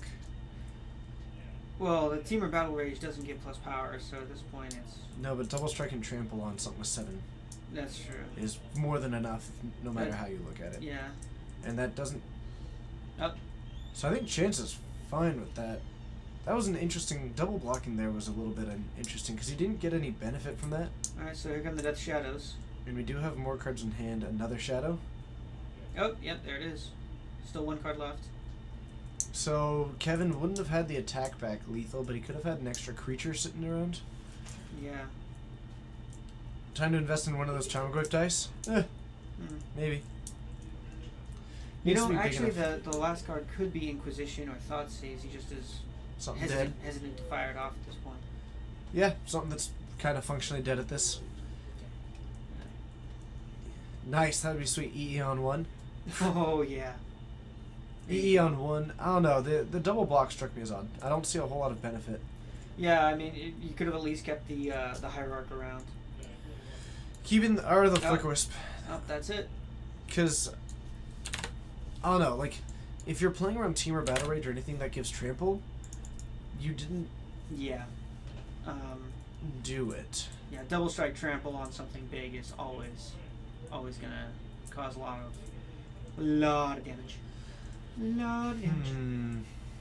I mean, that's why I love stacking swords on my Mirren Crusaders. Just that extra damage in the. Double strike's good. It is. I hear good things. Getting 2 triggers off of them, also good. Oh yeah. Yeah, those double triggers. Yelp reviews go over quite swimmingly. Yelp reviews. Oh yeah. I don't trust Yelp. Nobody trusts Yelp. They're an extortionist ring. They can be. Yeah, I actually don't even know. Me I have neither. no I don't use concept Yelp. of it. I don't use Yelp because I don't trust Yelp, but that's personal. So I mean, I kind of trust. I trust the Yelp reviewers to a certain extent. I just like saying things. I have no true opinion on Yelp. At all. I don't. Which curse, Dan Bopes? Which one? Curse of the Necrozilla loop? No. Probably Curse of the good Cat one. Scratch? That should be a thing. I mean, that is kind of a thing in folklore. No, that's I a guess. disease because it's fever. Mm. Yeah. Well, you know what the prescription for that is, right? Is it going to be a cowbell joke? No. It's going to be a cowbell joke, isn't it? No, I was going to say more magic. You were going to say you've got a fever. I was going to say that you've got a fever, and the only prescription is more magic. Which we're coming up with right now. Game 3. Boom. Nailed it. Curse of Death's Hold. Well, that's a Okay. little bit morbid. Hold on. Ooh. Creatures enchanted player controls get -1/-1. Joke's on you! I play Burn. I don't play any creatures. Haha. Ouch. Nerd. What's the, there's an enchantment that, Curse of the, what was What, it? the It's new one the in- heart one that it passes around and deals damage. Is this something EDH-y? Yeah. Oh, then I don't know, and I don't. Oh right, you stopped playing EDH after you couldn't play squirrels anymore. I stopped playing EDH after I, Yeah. started being busy all the time. Yeah. Curse You schedule. Curse of the Pact schedule. There you go. Curse of the Pierced Heart. Now that's a fun one. I Oh like yeah, that there one. it is. Yeah, that's it. Curse of the Pierced Heart. I knew it had something to do with a heart. So. As a quick note before we head into Game 3, anybody, if you get the chance and you like those podcasts, check out the Turn 1 Thoughtseize podcast. They just posted 2, Part 1 and Part 2, which is 4 different people who were the finalists to make it onto the contestants, or onto the second host of the Turn 1 Thoughtseize podcast. So it's 2 hour-and-a-half long podcasts with 4 people doing 45 minutes. Check it out, because the people you have are Tay Chris, you have got Zach Allen, you have got Mrs. Mulligan, and you've got me. So And that's why you're really there. check I mean, it that's out. why you're here. See if it's fun, and we'll try and be on the Turn 1 Thoughtseize podcast. We've got a Fet Shock down to 15, and we've got a Thoughtseize. And we've got a We got our featured viewer of the day. Weissmeister. Hello, hello, hello. How are you? What's up? Congratulations. I hope that you're having a great day, an amazing day, whatever you are, whatever you're doing. Make it amazing, be amazing, because I know that you are. And Thanks we'll for be being excellent here. to you, as we will be excellent to each other. Absolutely. Absolutely. I shall be Rufus in this case. Sounds good. Because I kind of am curious what it's like to be inside a telephone booth.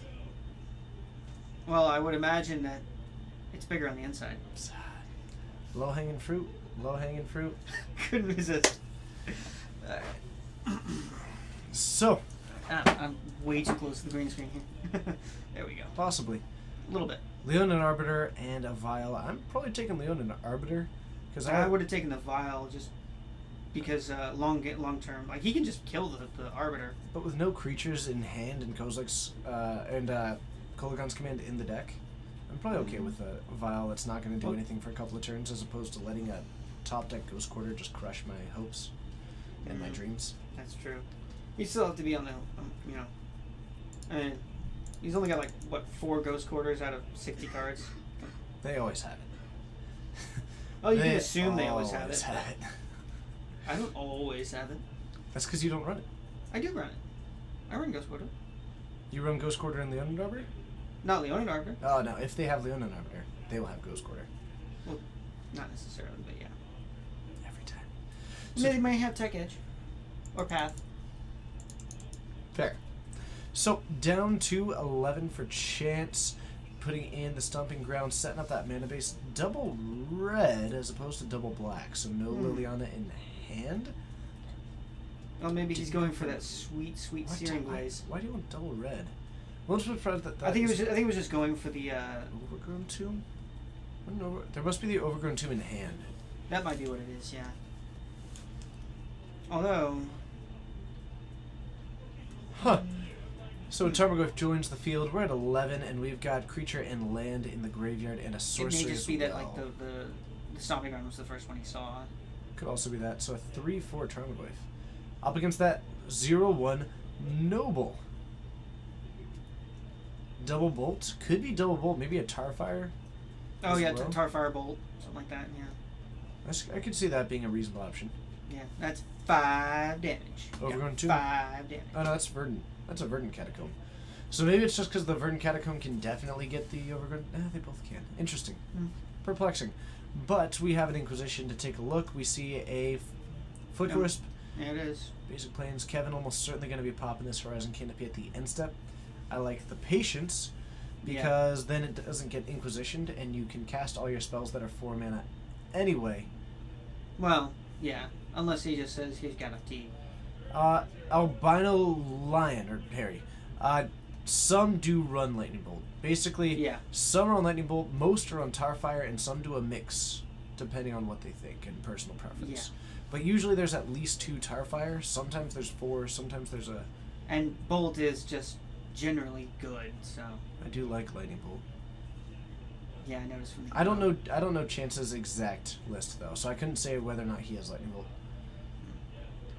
I think it's more conventional to just go all in. Would on you say that your Tarfires. favorite superhero is the Flash? In the DC universe, probably. Okay. Not Shazam, who like literally gets struck by lightning to become a superhero, consistently, far more often than the Flash. No. No. I've only read like one Shazam comic. I found it like medium plus. Okay.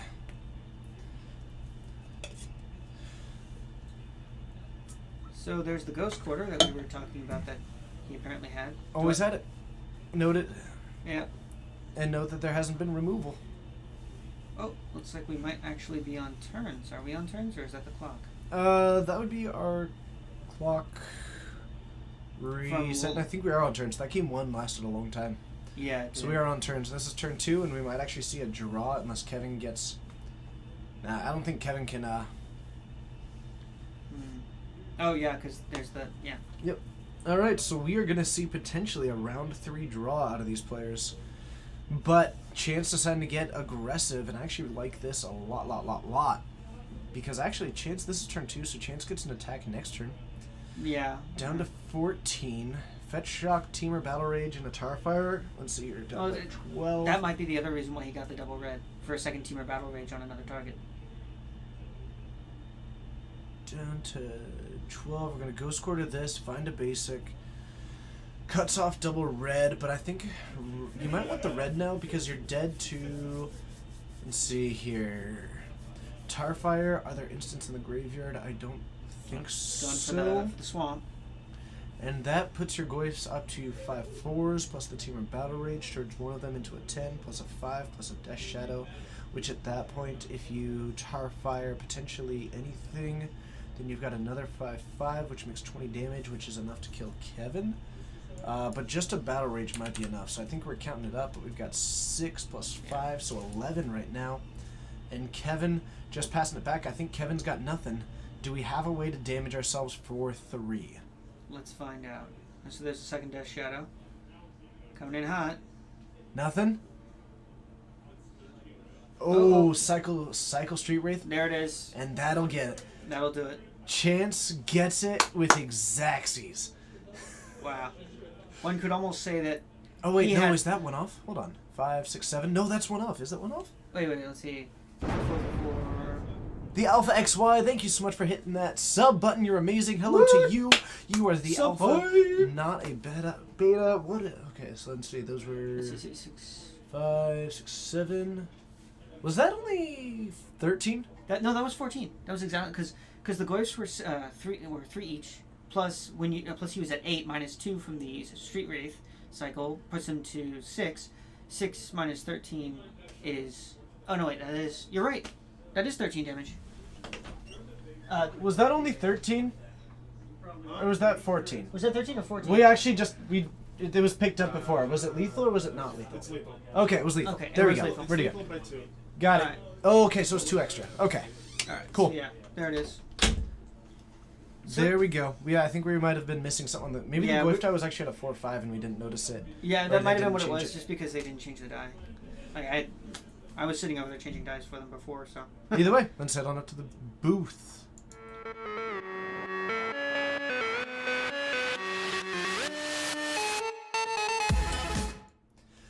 Hello and thank you everybody. My name's TJ. I'm Vince. And we're starting out of Geek Fortress in Snohomish, Washington, getting ready for the 4th and final round, the finals of the evening of our 4-round event. Boy, wearing a green shirt in the booth. Just Yeah, noticing I'm that. sorry. I wasn't thinking. I'll tell you what. I'll do this. That is a card. That's not working. That's kind of working. There we go. That is probably worse. Yeah. Sorry. So, Yeah, it doesn't look good when it looks like all you can see is my neck. all right, so we're gonna get ready for the next round, and I think Coleman has got some news for us. Hi, Coleman. 4 is up. Round 4 is up. All right. So, What do is? you want me to go get your match? Yes, please. All right. Finals. I will be right back with one.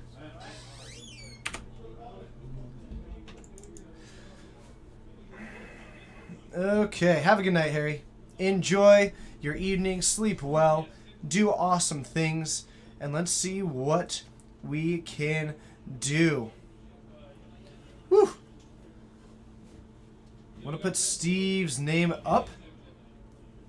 I assume you mean Vince, but I think the fact that you got that wrong is probably why I should. Dan Bobes, have a good night. Have a good night. Okay. Oh yeah, sure. Okay, so got finals. Grixis Delver and Adnaz. John and Arthur. Okay. And not in that order. Sorry. John is on his Ad Nauseam, Okay. and Arthur is on his Grixis Delver. Sure. And that's finals. Uh-huh. They're setting up now. Okay. This is really awkward. Well, I'm waiting to know who's on what side. Oh, yeah. Sorry. John is facing the wall. I'm so sorry. Take your Sorry, time. chat. Sorry, chat. Take your time. Okay. And which means that obviously Arthur is on the wall.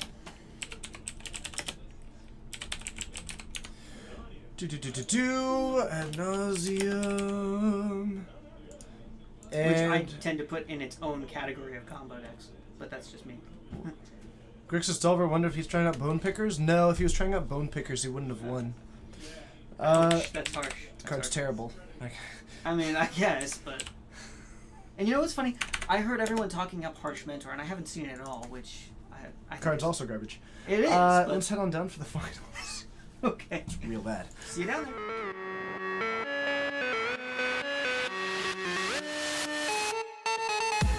Alright, so if we want to give them the thumbs up that they are good to go.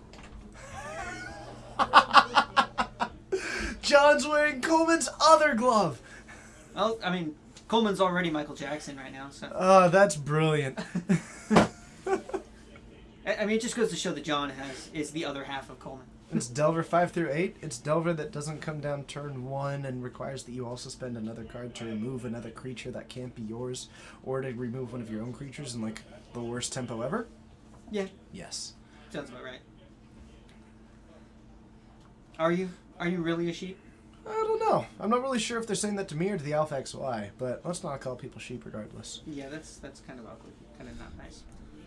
Eh. I mean, unless they've been hit by an Ovinomancer. Or if they actually are a sheep. Oh, hey, Dylan. Also an important factor. Okay. I think Dylan wants to sit in. I think he did. You want me to trade with him? If you like. Nah. Your buddy's having luck with it? Oh, That well, is there you go. wonderful. But you know what? I'm gonna let Dylan sit in and keep this this commentator roulette going. So I'm gonna go let him know that he's clear. Alright, we're going to revolve the door again. Yes, we are. Alright.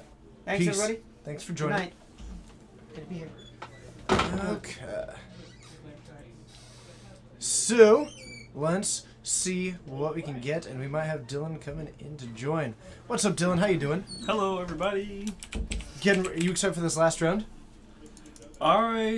Yeah, it's been a good day. While they're shuffling, take a moment here. Let's talk about what we've got going on Saturday. We have, not even just Saturday, like this entire month. It's crazy.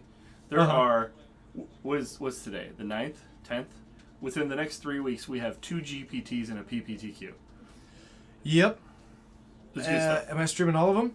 I don't know. You can do whatever you want. I might not stream the PPT. I might play in that. Playing that one. Oh wait, that's the standard one. The modern one is a ways away. I'm probably gonna do. Wait, so the GPTs are what format? Legacy and Those Legacy, are right? legacy. Yes. So I And think then we're streaming those, and that's this Saturday. this Saturday. Yes, it is. Woo! Hello, Doro. I'm excited about that one. So we're gonna be starting the stream at noon, right? Yep. And then we're gonna round that straight into the modern stream. It'll be a long day. It'll be a long day. We'll get a lot of pizza. What's up with John? Wearing Coleman's left glove? Is that what you're Okay, asking? That's all. Yep, that's good. Okay. I've answered your question. Yes, we have. So we have Arthur playing Grixis Delver, huh? Yep. And John's he's been doing well with Ad Nauseum. Oh yeah, he did. He's been playing this one for almost a year now. Yeah, it definitely seems like he's found his deck because he was doing the playing maybe different 6 things. months. It's been a while, that's for sure. It's been. He did well with it in Vancouver because he'd been playing it Inquisition. for a while, and that was in February. Yeah. Ad So we get- nauseum, sleight of oh. hand, pact of negation, 2 lands. So I'm pretty sure You take sleight. sleight of hand. Oh no, we took the pack. Taking up the pact is super interesting. Why? Yeah, maybe he hates counter spells. I'm not sure. Arthur might have a hand loaded up to the He top could. with counter magic, and maybe it's just intending to actually fight a counter battle over the Ad nauseums.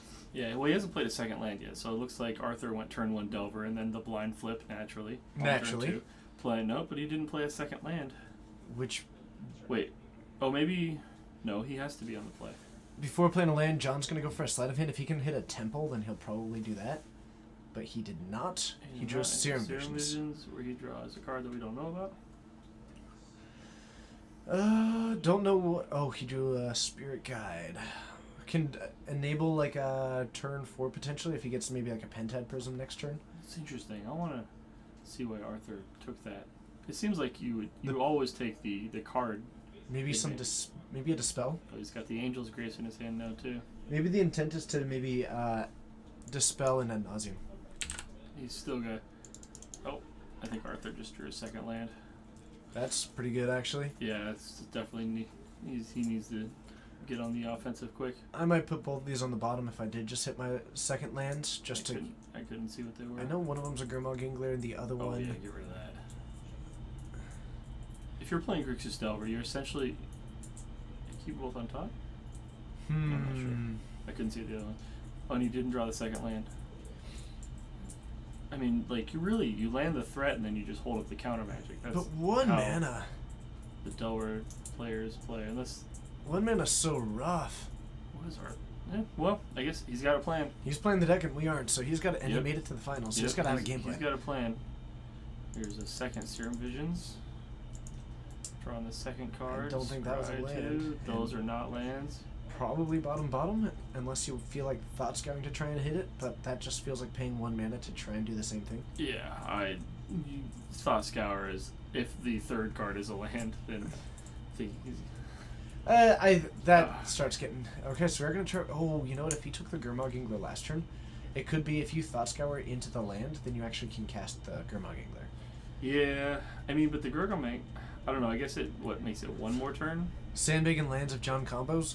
John has enough lands to kill him twice over. I don't think that Arthur's Yeah, going to... generally it's a pretty poor strategy to Unless you're try Merfolk. to outland your opponent. when Unless it's you're playing Merfolk. Because Merfolk can just redirect it once to their Kira Great Glass Spinner, and the whole spell is countered. Yeah, she's pretty good. She's pretty good. It's I'm a the big fan of coolest her. tech that Merfolk has. Like, they've Against got combos. things. Oh no, of the entire deck. My Oh, favorite oh. interaction of the entire deck is that they just beat the Lightning Storm by just pitching a land, pointing at their Kira, and they're done. Oh, I see. Because it just, the 1, first 2, time it's been 3, 4, countered. 5. Alright. So it doesn't matter how many times they redirect it after that, because the Kira trigger's still on. That spell is going to be countered. I believe John just picked up his whole deck. Yep. Yeah, he did. And no counter magic from Arthur. He's gonna offer the reveal. John, being a good guy here, Good saying, guy, you know John. what? Technically, you got to look at everything, so take a look. Right back. Okay, so we have got Arthur just taking a look through the deck. We got some spoils of the vault action here, Hello, I'm back, but only temporarily. and we are gonna be heading into a game 2 as we look through. John taking game 1 win, falling his way into the combo. Well, I guess actually he didn't really fall into it. He was doing a little bit of that cantripping, and he had the Angel's Grace in hand for a bit. Yeah. Arthur kept a 1-lane hand, was never able to hit the second land, and really struggled to apply enough pressure, and was too busy having with Serum Visions to be able to hold up any kind of protection. Yeah, Delver just needs to hit you fast and keep control for as long as can. And just wasn't able to do it there. New eggs in Standard. Are you talking about the SRAM deck that's been around for a little bit but got some new pieces? Because if so, that one is sweet. Yeah, eggs is a pretty sweet engine. Dig it. Okay. You know who also digs it? What? Gravedigger. I imagine so. But I haven't really gone to a monster truck rally in some time, so I guess I can. No, I was really just talking confirm about that. the fact that Gravedigger's back in Standard again. I know. I just kind of wanted to talk about monster trucks. Well, that's always a good. I mean, you don't need a reason to talk about monster trucks. You do. No, you don't. They're monster Yeah. trucks. They're awesome. Like No, I'm 25 now. I can't just go talking monster trucks. Hey, I'm almost 30. I'm gonna be 30 next week, so I talk about monster trucks from time to time. There's no reason to not talk about monster trucks. When I'm 26, I can talk about monster trucks again, but I'm 25. I was talking about monster trucks when I was 25. What are you talking about? Well, Is it just like a different day and age now? Is that what it is? yeah, it's a different day and age. Okay. Josh, I it's feel good to old. see ya. You're gonna be coming in for those GP buys. Good. I'll be streaming you coming in for those GP buys. And I'll probably be playing you for those GP buys. I'll tell you what, Josh. When you inevitably win the first GPT, right? So if you just straight up crash the first GPT, do you want to be my co-host? Do you want to be the host with me for the second one? The host with the most, except for TJ, who has But always if you the most. don't win the first one, I never want to see you again. Oh, that's harsh. That's harsh, man. Well, I can't battle for hundos, so this is the closest I can get. This is my equivalent currency. All right, that makes sense. You don't have a car? Well, that's why we're not I don't have battling a for car. cars. I don't have a car. You don't see me not making it. But if you found a ride you'd be very interested, it's a legacy GPT. If you think someone from Seattle isn't going to be coming, Yeah. then I think you're mistaken. I mean, this is where you go for GPTs. I mean, come on. Yes. Right? Am I right? Yeah. It's where I go for GPTs. Same here. In the menu that I play. All the GPTs. I interact with lots of GPTs. Well, technically, you do come here for the GPTs, just not the ones you play in. Yeah, that's probably pretty true. But if you do find a ride you'd be very interested, I dig it. Oh, Uber is actually getting in a lot of trouble. I wouldn't trust Uber right now. Okay. Woo, Jeff Hoogland, thank you. What's up, Jeff Hoogland? 300. How you doing? It's just like the first time that you ever hosted us. I appreciate that. Just You like are the first amazing. time, just like the last time. Always amazing. Exactly. But it's a pleasure having you here. Welcome and hello to everybody who was watching the Jeff Hoogland stream. My name's TJ. I'm Vince. And we're streaming from Geek Fortress in Snohomish, Washington, doing some live magic. In the finals, Arthur on Grixis Delver versus John on Ad Nauseam. Ad Nauseam taking game 1. As it so is wont to do. Whew. Oh, and John putting on his putting on Coleman's glove. Well, he has to have some. I mean, this is a professional stream, so we have to have professional, card handling gloves. Indeed. How do I imagine that these decks will sideboard? I imagine that John is going to be trying to bring in potentially Dramoka to beat any counter magic that can come in, or going for, I know he's run like Grave Titan in the past, which is also a really good way to just grind out, because Grixis Delver is a little bit closer to like a... It's mid-range? Isn't it close to mid-range? No, it's not mid-range. It's more like burn, It right? depends on the hand. It's closer to like mid-rangey control that plays the win condition on turn 1 than it is Yeah. anything else. And So it does just take over the board and your life total very quickly with burn and all that. true. So It was a lot more effective when they still had access to Get Probe. and Treasure Cruise. Oh yeah. Oh god. Don't remind me. Yep. Oh my god. Arthur, on the other hand, creature removal probably comes out, Mhm. and Arthur's probably trying to bring in. It's called Tempo. I know it's called Tempo, but like true Tempo doesn't really Yeah. exist in Modern in my mind. Like it can be called Tempo, but it doesn't feel Yeah. like Tempo to me. Well, that's because they're like everyone's tempo legitimately messes with everyone else's. So if I'm sideboarding against it, I'm treating it like it's control deck with like a mid-rangey elements, which yes, I know is called Tempo. Fun fact. But I'm sideboarding for it as I would against a deck that is going to be as disruptive as a control deck would be. But Twin was an aberration. Twin was Tempo. Yeah. Was. You're right, Tevin. There's no It Wasteland, was. there's no Days, there's no Force of Will, which makes it very difficult for Tempo to exist. Yeah. That's fair enough, Dark Mystic. Fun fact. Earlier tonight, I actually lost to Appearance of the Second Sun. That's awesome. Maybe for my opponent. Serum Visions for Arthur transforms the Delver of Secrets into an insectile aberration. Speaking of aberrations. And we're going to hit for 3. Yep. It's a bolt on a stick. Except it's blue. A 0-mana Delver? A 0-mana Delver would be cool. Oh, that would be... But wouldn't that be just like a Delver that doesn't flip? No, that's oh man. Fugitive Wizard is so bad. It's my biggest complaint with like Delver decks in Modern. Uh-huh. Like the worst card in their deck is Delver of Secrets, but the best card in their deck is It's all- Insectile Aberration. Right. Well, the turn 2 Insectile Aberration is the best card in their deck, and so it's so Yeah. weird because sometimes the deck is just on fire, and sometimes the deck is. Well, it's usually only on fire if it's running red mana as well.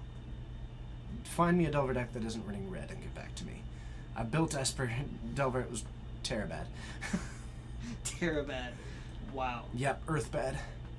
Well, I think you mean just like Terraflop, kind of. Nope. 4 times the bad. Nope. No, just Earth bad. Yep. Earth isn't that bad. Mono Blue Delver and Pauper. Fair enough. You got me there.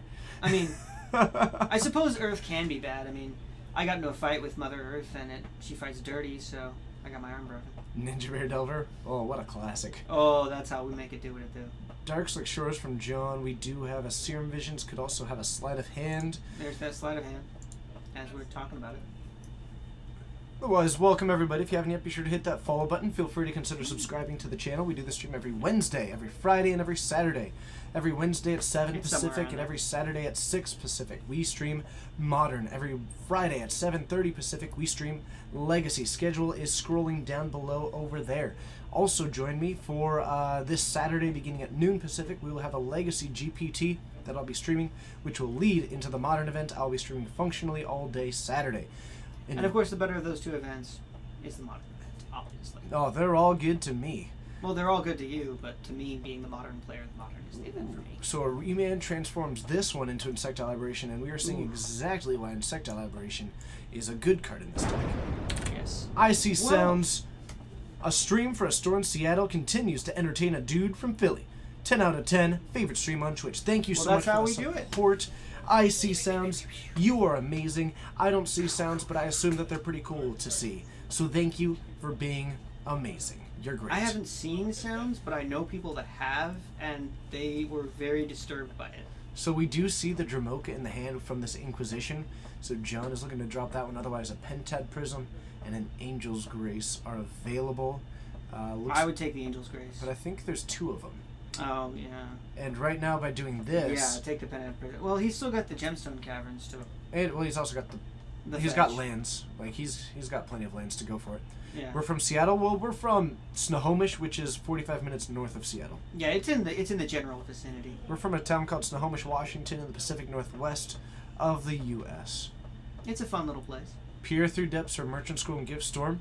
I don't play Storm a lot, but I personally prefer Merchant Scroll. A lot of that has to do with feel and what I've been told by other people. Yeah. Peer Through Depths is just, it doesn't get you as much value. Yep. If you do want to watch more streams, if you think, man, TJ, every Wednesday, Friday, and Saturday isn't enough, well, feel free to join me at twitch.tv/RedBaronMTG when every other day of the week there's a chance that I'm streaming. And you may even be able to spawn some kickbots. And you may be able to do that one. You're from Lacey. Oh, that's awesome, Dorn Life. How's that boot feel, by the way? Is Snohomish near Everett? You're going to be there next week? I live in Everett. It is it's 15 minutes away. It is, they're next to each other. They're sister cities, so to speak. Yeah. Like, I come from a town called Benicia in California, and we have a sister city named Vallejo. I come from a land down under. Well, technically, I come from a land down under from here, and I'm pretty sure you're native to this region, so I'm the one that comes from land down under. I'm No? from Orange County. Oh, well. I have been one upped. Or one downed, I guess. Gotcha. So, I got. we are taking a look at a hand with two Angel's Grace and a Dramoka. The Dragon Lord Oh. Dramoka is just gorgeous. I love Always. it. Always. You know why, right? Why what? Why Dramoka is always gorgeous? I suspect you have an answer, so go for it. She's part white. That's just because the white mana? Oh, yeah. Always. Okay. Leave it to the white weenie players. The mono white devotion, your deck name, and your mentality. Always. Okay. Yeah, It's Shadow okay. I Beat mean, I Water. have the same devotion to the red mana. Yeah, you know. So we have got the I mean, that's why whenever you drop those sick beats, they're always hot. we've got the Vendilion Click out in the field. Okay. Nubism, no, it was not meant. I was referring specifically to the color of magic. And I apologize, Pains Within. I did not mean to offend you. Missing something about Tendrils of Agony being played in Modern? No, they were talking about the storm count for the subs. Yeah. So 3 mana here, She is Pains Within. She is. and we have. She also has cancer, so there's that. Are there any Magic tournaments in the Seattle area? Ton of them. You could throw a hammer and break the window of an LGS by tossing it in a random direction. Yeah. Yeah. Please don't throw hammers. Yeah, that's... No. But, like, You can bring them down, but just don't throw them. you can use them as wands if you ask me, but my co-hosts usually don't like it. Yeah, I mean, even if it's Mjolnir, I don't think it's a good idea to throw it. I mean, because, you know, you control it and whatnot. Uh-huh. So, there is 9 damage on the field. John does have 2 Angel's Graces in hand, plus a Pact of Negation. So, John is looking pretty good to try and just keep surviving this. Yeah. The problem is that you attack, you force John to Angel's Grace, then at the next upkeep you try and Lightning Bolt force another Angel's Grace when John is Well- incapable of actually winning the game that turn, and then... If Arthur can find a way to just take one of those Angel's Graces out of his hand, that's just one less turn that he can just sit there and just wait. No, there it is. Not too worried about... I mean, you could even just pact it, potentially. That's true. I mean, I guess So- ripping out the pact would probably be... No. Because you're going to have to He fire is- one... Well, no, he actually doesn't have enough to pay for the pact right now, so if he... He has an Angel's Grace, though. True. Okay. Oh, he's just letting him take it. Today is your birthday. Oh, happy You were birthday. playing Titan Shift at Vancouver a few months ago. That's awesome. That is awesome. Very cool. Are you still playing Titan Shift? Titan Shift is a fun deck. I like that deck. I do enjoy that deck. I liked playing Nissa, the 3-mana Nissa in that deck. It was a lot of fun. But happy birthday. Yeah. I hope that you are having a wonderful day. I hope that your day has been incredible and awesome and exciting. And I As hope one that you Taurus to another, happy birthday. eat something delicious. Oh, yeah. Always eat something delicious. You got bored with And Titan healthy Shift? too, if you can. Fair enough. Oh, Okay. you got bored. Aw. And Well, Arthur hey, at takes least you're here. game You can 2. have fun now. So, 9 damage on the field, too much for John to handle. The culmination of all the Angel's Graces, not enough. John, not enough cantrips, not enough mana, no ad nauseum, no way to win. That just went well for Arthur. Had a phenomenal, just disruptive game plan That'll do it. all the way through. So, we are going to see Game 3 to close it out here in the finals. Ad nauseum on the play. You know, I just realized something. When you said culmination, it sounded like you said culmination. The culmination? Oh my god. Yeah, that's the thing. followers of Coleman's Law? Was that what it was gonna be? Coleman's Law is actually a little bit different. Coleman's Law is that if you go somewhere with TJ, he will inevitably know someone there. Well, yeah, I mean, you know everybody, right? According to Coleman's Law, may not know everybody, but I'll know someone. Okay. And unfortunately, it continually proves itself true. Please explain Ad nauseum. Sure. Ad nauseum is a combo deck. It's actually one of the most pure combo decks that exists in Modern currently. It's So also one of the oldest combo decks because it came out around the same time as Modern was just becoming a thing, right? it's Kind probably been around for... It just wasn't better than the combo decks at the time. Yeah, that's all it was. But what it does is it works... You gotta... I'm not sure why that didn't work, actually. Oh, I think it's no, just so- Maniac. Is no, it? no, it's Fort Colmania. Oh, I don't know. Not that we're pressuring you or anything, but if you want some sweet, sweet emotes, you might consider hitting that sub button. Since you don't have a car, that means you haven't bought a car, which means you might have a spare $5. Spare $5 gets you some sweet, sweet emotes. Also, it gets my appreciation. Which, And it gets me doing this. Finger Gun's always a classic. Really, is that Coleman's Law? Yeah, that is Coleman's Law, actually. Yeah. He has said that repeatedly, and every single time we go somewhere, like, every I mean, single time. I could just stick my head out and be like, hey, is that Coleman's Law? And they're like, yeah, that's Coleman's Law. The Magic rules hard to learn. Download Magic Duels on Steam. The game will teach you how to play. It's a great game. Teaches well. It's somewhat of a limited version, but that's what you Okay. want. Doro's showing off our emotes. There we go. Otherwise, Ad nauseum, it's going to be using a lot of cantrips to try and find two pieces, or one of two pieces. Yeah. One of them is going to be the card Ad nauseum, which is 5 mana instant. You can reveal the top card of your library, put it, and do this any number of times. You lose the life equal to the CMC of each. So, reveal a 1 mana creature or card, take 1 damage. Do it again. Hit a 5 mana card, take 5 damage. Reveal another one. 3. well, it's not take really 3. damage, it's loss of life, which is actually very important here. Excellent point. But you end up losing life for each of those, but you don't really care because normally that would kill you, right? I mean, you can stop at It any can. time, but you want to draw all the cards in your deck. So, you cast either a card called Phyrexian Unlife, which is an enchantment that says you don't lose the game for having 0 or less life, Mm-hmm. or a card called Angel's Grace, which says that you can't lose this turn. Both of them mean that you can draw your entire library, go to negative life totals with that spell, and you get your entire library. From there, you are able to exile some Simian Spirit Guides from your hand, which produce red mana to do so. As a cost, you exile it from your hand, you produce a red mana. You create 3 mana with that to cast a card called Lightning Storm, which allows you to discard enough lands in your library to put enough charge counters on it to deal an enormous amount of damage to your opponent. It hurts. A lot. Just curious if you like the film idea. I've actually been talking to Dylan about it, so we are seeing what we can do. It was a pretty cool idea. Yep. Films sound like fun. I can hold a camera. Okay. So John, not actually at 5, at 20, firing off 2 sleight of hand so far with a Lotus Bloom with only 2 counters left. And, yeah. And looks like we've got Serum Visions off that. So that'll get him a little more search card draw, all that. Arthur drawing in. We do have the second land in this Flooded Strand. We've got, I think, a Young Pyromancers in hand at the moment. We're going to fall down to 19. Do we stream often? I am Every in week. here every Wednesday, every Friday, every Saturday, and then I stream from my home account for another, like... Usually you stream Monday, Tuesday at least. Going forward, I'm going to be streaming probably upwards of an extra 15 to 20 hours a week. That's dedication. That's true devotion. And I gotta respect that. My intent is to eventually have an impact on the Magic community, hopefully for the better. Doing that means doing more things, which means It's had an impact on my Magic community. doing I things love always. I mean I love playing Magic, and I love being able to run my deck by good friends like TJ who can give me decent advice and help me see things I can't normally see. And the fact that TJ is willing to be that person for And you're more s- than just one person, more than just one store, it's And you're still running Cataclysmic Gearhulk.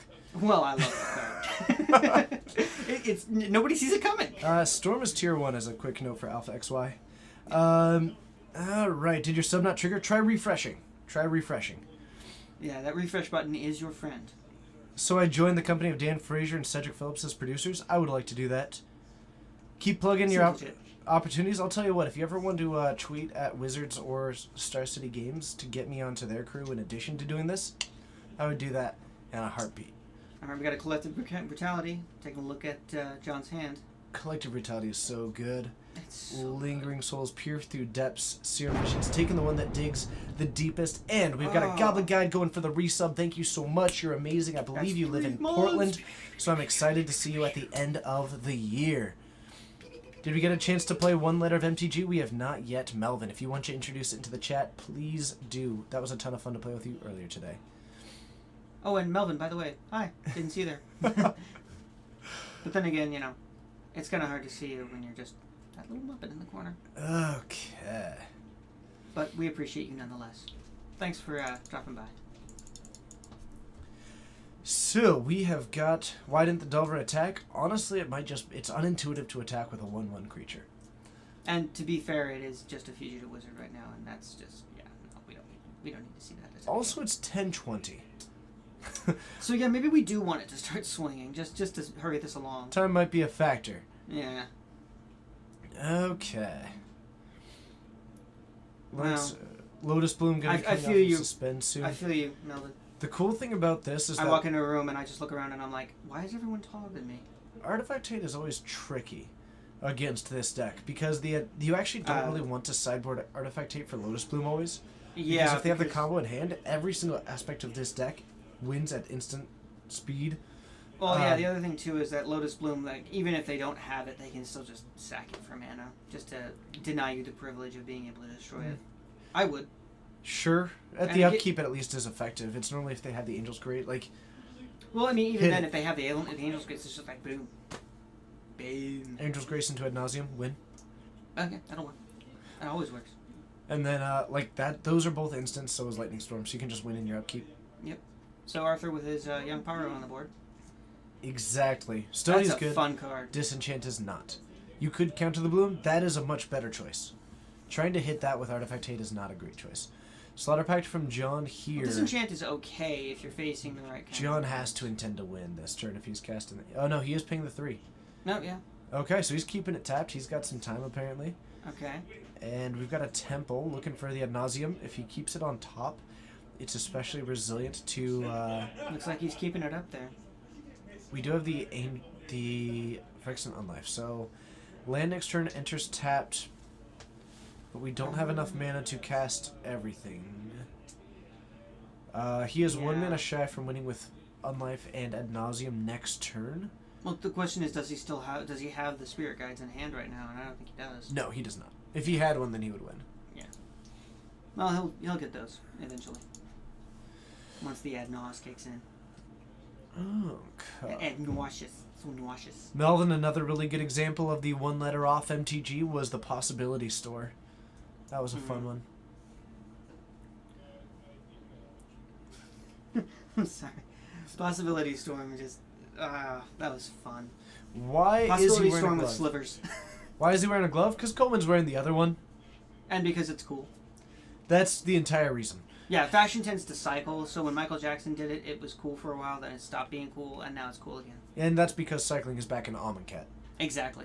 So, Counter Squall, my favorite blue-black card in all of Modern, now in Arthur's hand. I'm so excited. That card is just Not gonna lie, my... my favorite blue-black card favorite. is Glimpse the Unthinkable, just because its effect is very similar to what you will find on Sword of Body and Mind.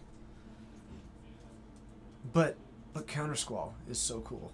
It is, I agree, but Glimpse the Unthinkable makes you lose 10 cards from your opponent's library, so... That's fair. That is fair. So we have a Ooh. Oh yeah, that does feel really I don't good think hands within. John can beat... No, he can beat a Slaughter Games, actually. So he can beat a Slaughter Games, but it is a pretty uphill battle. Dramoka and potentially Grave Titan, both excellent avenues for that. Arthur likely going to be naming Ad Nauseam, but also actually, John could go off The Alpha with, XY, it's the other way around for here. I mean, we always want Tillbolt to come out instead, right? John could also actually win with the card that I can't think of right now. That's a 1-mana instant that you reveal. You name a card and then reveal until you hit that card. Oh, Spoils of the Vault? Yes. So Okay. John is running Spoils of the Vault. So even if you do end up naming one of them, we're going to discard a card, and we are getting back Young Pyromancer, not taking down the Lotus Bloom. No, Mikey, sorry. The glove does not have powers. It's actually his other hand that has powers. Yes. So he's actually just using the glove to suppress it. Yeah. How dare he not be surprised with 2 soul tokens? I know, there's even soul tokens in the binder next to them. You want me to tell him? It's on the floor by Arthur's feet. Yeah, sure. Yeah, he might be Alright. flashing it back. Hey guys, binder on the floor next to Arthur's feet has tokens. Okay. Okay. There it Angel's is. Grape. The token binder. There it is. Oh. I think he's saying, do you want to just do your turn while I find you those tokens? What a nice guy, Arthur. That'll work. Way to yeah. be. It will also provide the Young Pyromancer tokens if Arthur needs those. Exactly. So now we have got 8 mana, so we have enough to win with an Angel's Grace and an Unlife if that's what we have. Yep. So if John has the win, There's the token. Arthur only has 1 mana up. Okay, not on the front page. Someone else. You're up. Phyrexian Unlife coming down, and I don't think we have a counter. We have a counter squall. Surgical Extraction looks good, and a remand. Arthur has no 1 mana interaction except for this Surgical Extraction. We're gonna cast a Serum Visions. We don't have it yet. Wait, oh, I see. That's the problem. He's only got 1 mana up. Yep. Did not see that. So what are we looking for? I don't think John has played a land yet for the turn as well, but I don't think that might be. And crucially, Unlife here is super effective, mostly just because the Infect is specifically dealing with damage. The other problem with Spoils of the Vault is Spoils of the Vault is pay life, if I'm not mistaken. Isn't that right? Suppose the vault is life loss. Ah. Yep. Suppose the vault is you name a card, Which you one's reveal. the pay life for each one? I'm pretty sure there's one that's pay life That's for Ad each one. Nauseam. No, Ad Nauseam is loss of life. It's you lose 1 life per, or you lose life equal to, right? There might be another one. I don't know. Yeah. Ooh, Lightning Storm now in the graveyard. Arthur might get greedy and go for the surgical on that, but I don't think that's the right hit. Yeah. Not entirely sure what is though. Huh. Phyrexian Fun Life. Ooh, that is a good one letter off. Yeah. I like it. Phyrexian Phyrexian Nun non-life. Oh, that's a little too close. Oh man, Plunge into Darkness, possibly. We took a decent hit. We're down to 10. Land in How about hand Young for Gyromancer? Arthur. We are going for an Inquisition to take a look at this card in hand. And Oh, there it is. Plunge into Darkness. ooh. And it is actually the Spoils of the Vault. John is going to name a card. So he is going to reveal cards from the top. He loses a life for each card revealed this way, or each card exiled this way. Yep. All the cards that are revealed are exiled until he hits the card. So And he didn't have to. Excuse me. He doesn't have to even have to name something in his deck. I think you name Ad Nauseam and then win. Well, Personally. it's only if you have the one Ad Nauseam, right? Which he probably No, because it's just until you hit one. Murderous Red Cup. There you go, Melvin. Murderous Red Cup. So you just have to go until you hit Ad Nauseam. And Murderous Ted Cap. this There you is, go. I think, going to be a win. Scalding Barn. All these. Yep. We're going to lose, and John is now at less than 0 life. He lost all that. Which is but why now his life total is just the X on the map. the Phyrexian Unlife keeps him alive, and we are going to cast that. Can he beat it with a Surgical? I don't believe so. He needs to actually... So there's 1 mana removal being represented, but John now has all of his Pact of Negations in hand. Mm-hmm. So though that's no longer effective. Yeah. So now... And there's a surgical extraction in Arthur's hand. He's probably just waiting for a chance for it to be relevant. Except it isn't now because of Pact of Negation. Which is unfortunate, yeah. Like, so here's TJ's super simple tip. TJ's super simple tip for beating Ad Nauseam. Okay. Never do it after they resolve Ad Nauseam. Yeah. You don't beat a resolved Ad Nauseam. You beat the deck before that. If your game plan involves, I'm going to deflect you above the Lightning Storm after the Ad Nauseam, you're going to lose. If your plan involves, I'm going to kill the Laboratory Maniac after the Ad Nauseam, you're going to lose. If your plan involves anything that says after the Ad Nauseam, you're going to lose. What if you Angel's Grace after the Ad Nauseam? That one's actually reasonable, but only applies to the Ad Nauseam mirror, and then it gets super weird. What if you're not? What if you have it for something else? You're gonna have a bad time. Okay. Did he exile any Simian Spirit Guides? I believe he exiled 1. But he also has extra mana. Between the 5 mana to cast that, he still has the Fatal Lotus Bloom. Tush.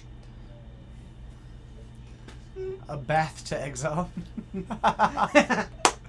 I'd take that bath. I think with but like the Lotus Bloom means that it doesn't matter about the Simian Spirit Guides. He can cast anything. Yeah.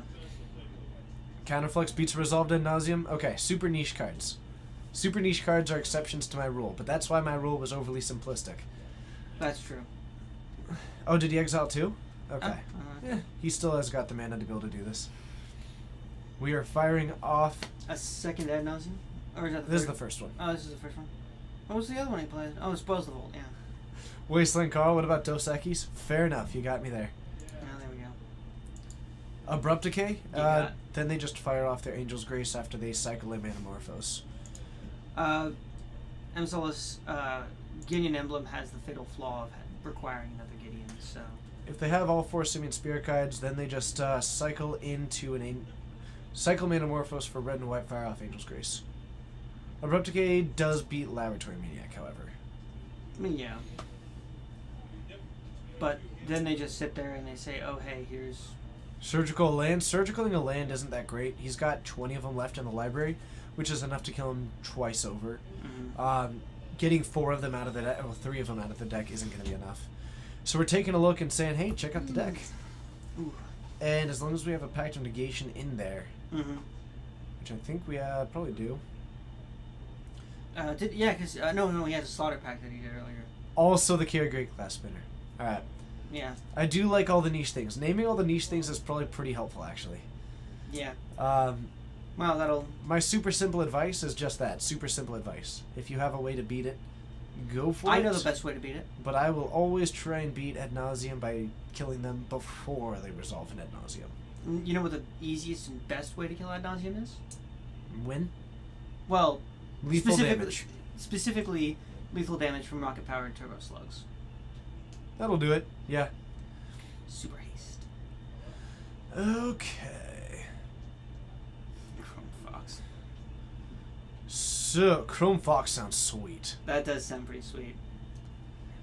That would be kind of a neat little artifact creature, I think. Yeah, Arthur's got... Butter Skull. Yeah. That's real funny. Yeah.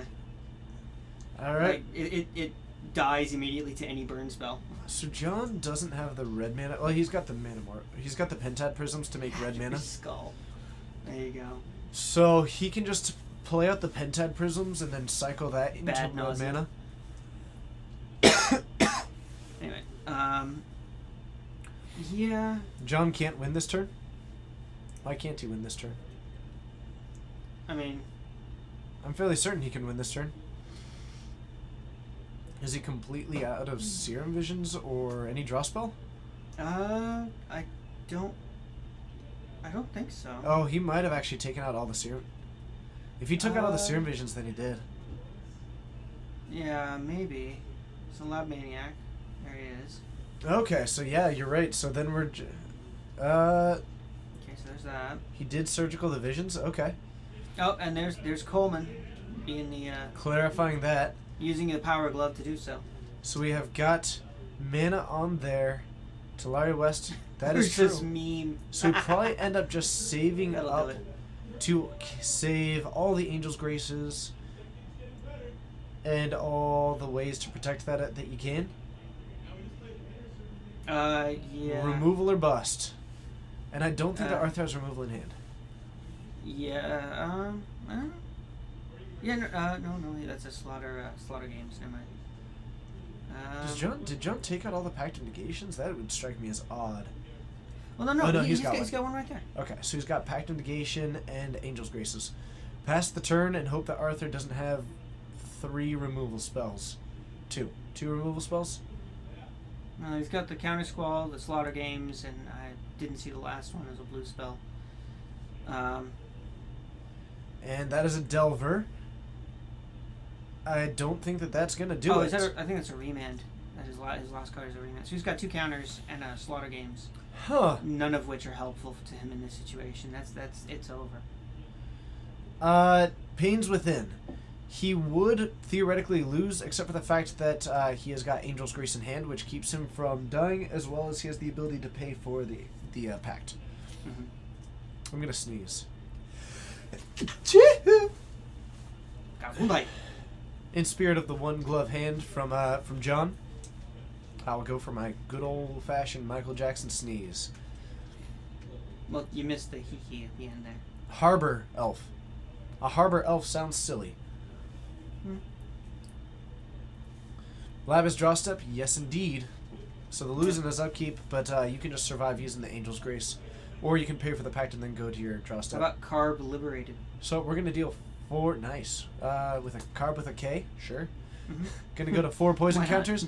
We got nothing. John takes it in 3, that negative life total, plus 4 that'll poison do it. counters, plus That's ad nauseam no for you. library, Right there. Just plus, boom, boom, boom. gracious. Oh. Goodness gracious, golly gee gosh, John takes it in the Great finals. Bonfires of the Damned. Arthur just didn't have the answers. Wow. French did do Corn Liberated. Oh no. Woo! That's terrible. Woo! John taking it down with 7 minutes left. Is there a chance of a game 3? I honestly don't know. Bye, Mason. Have a good night. Good night, man. Woo.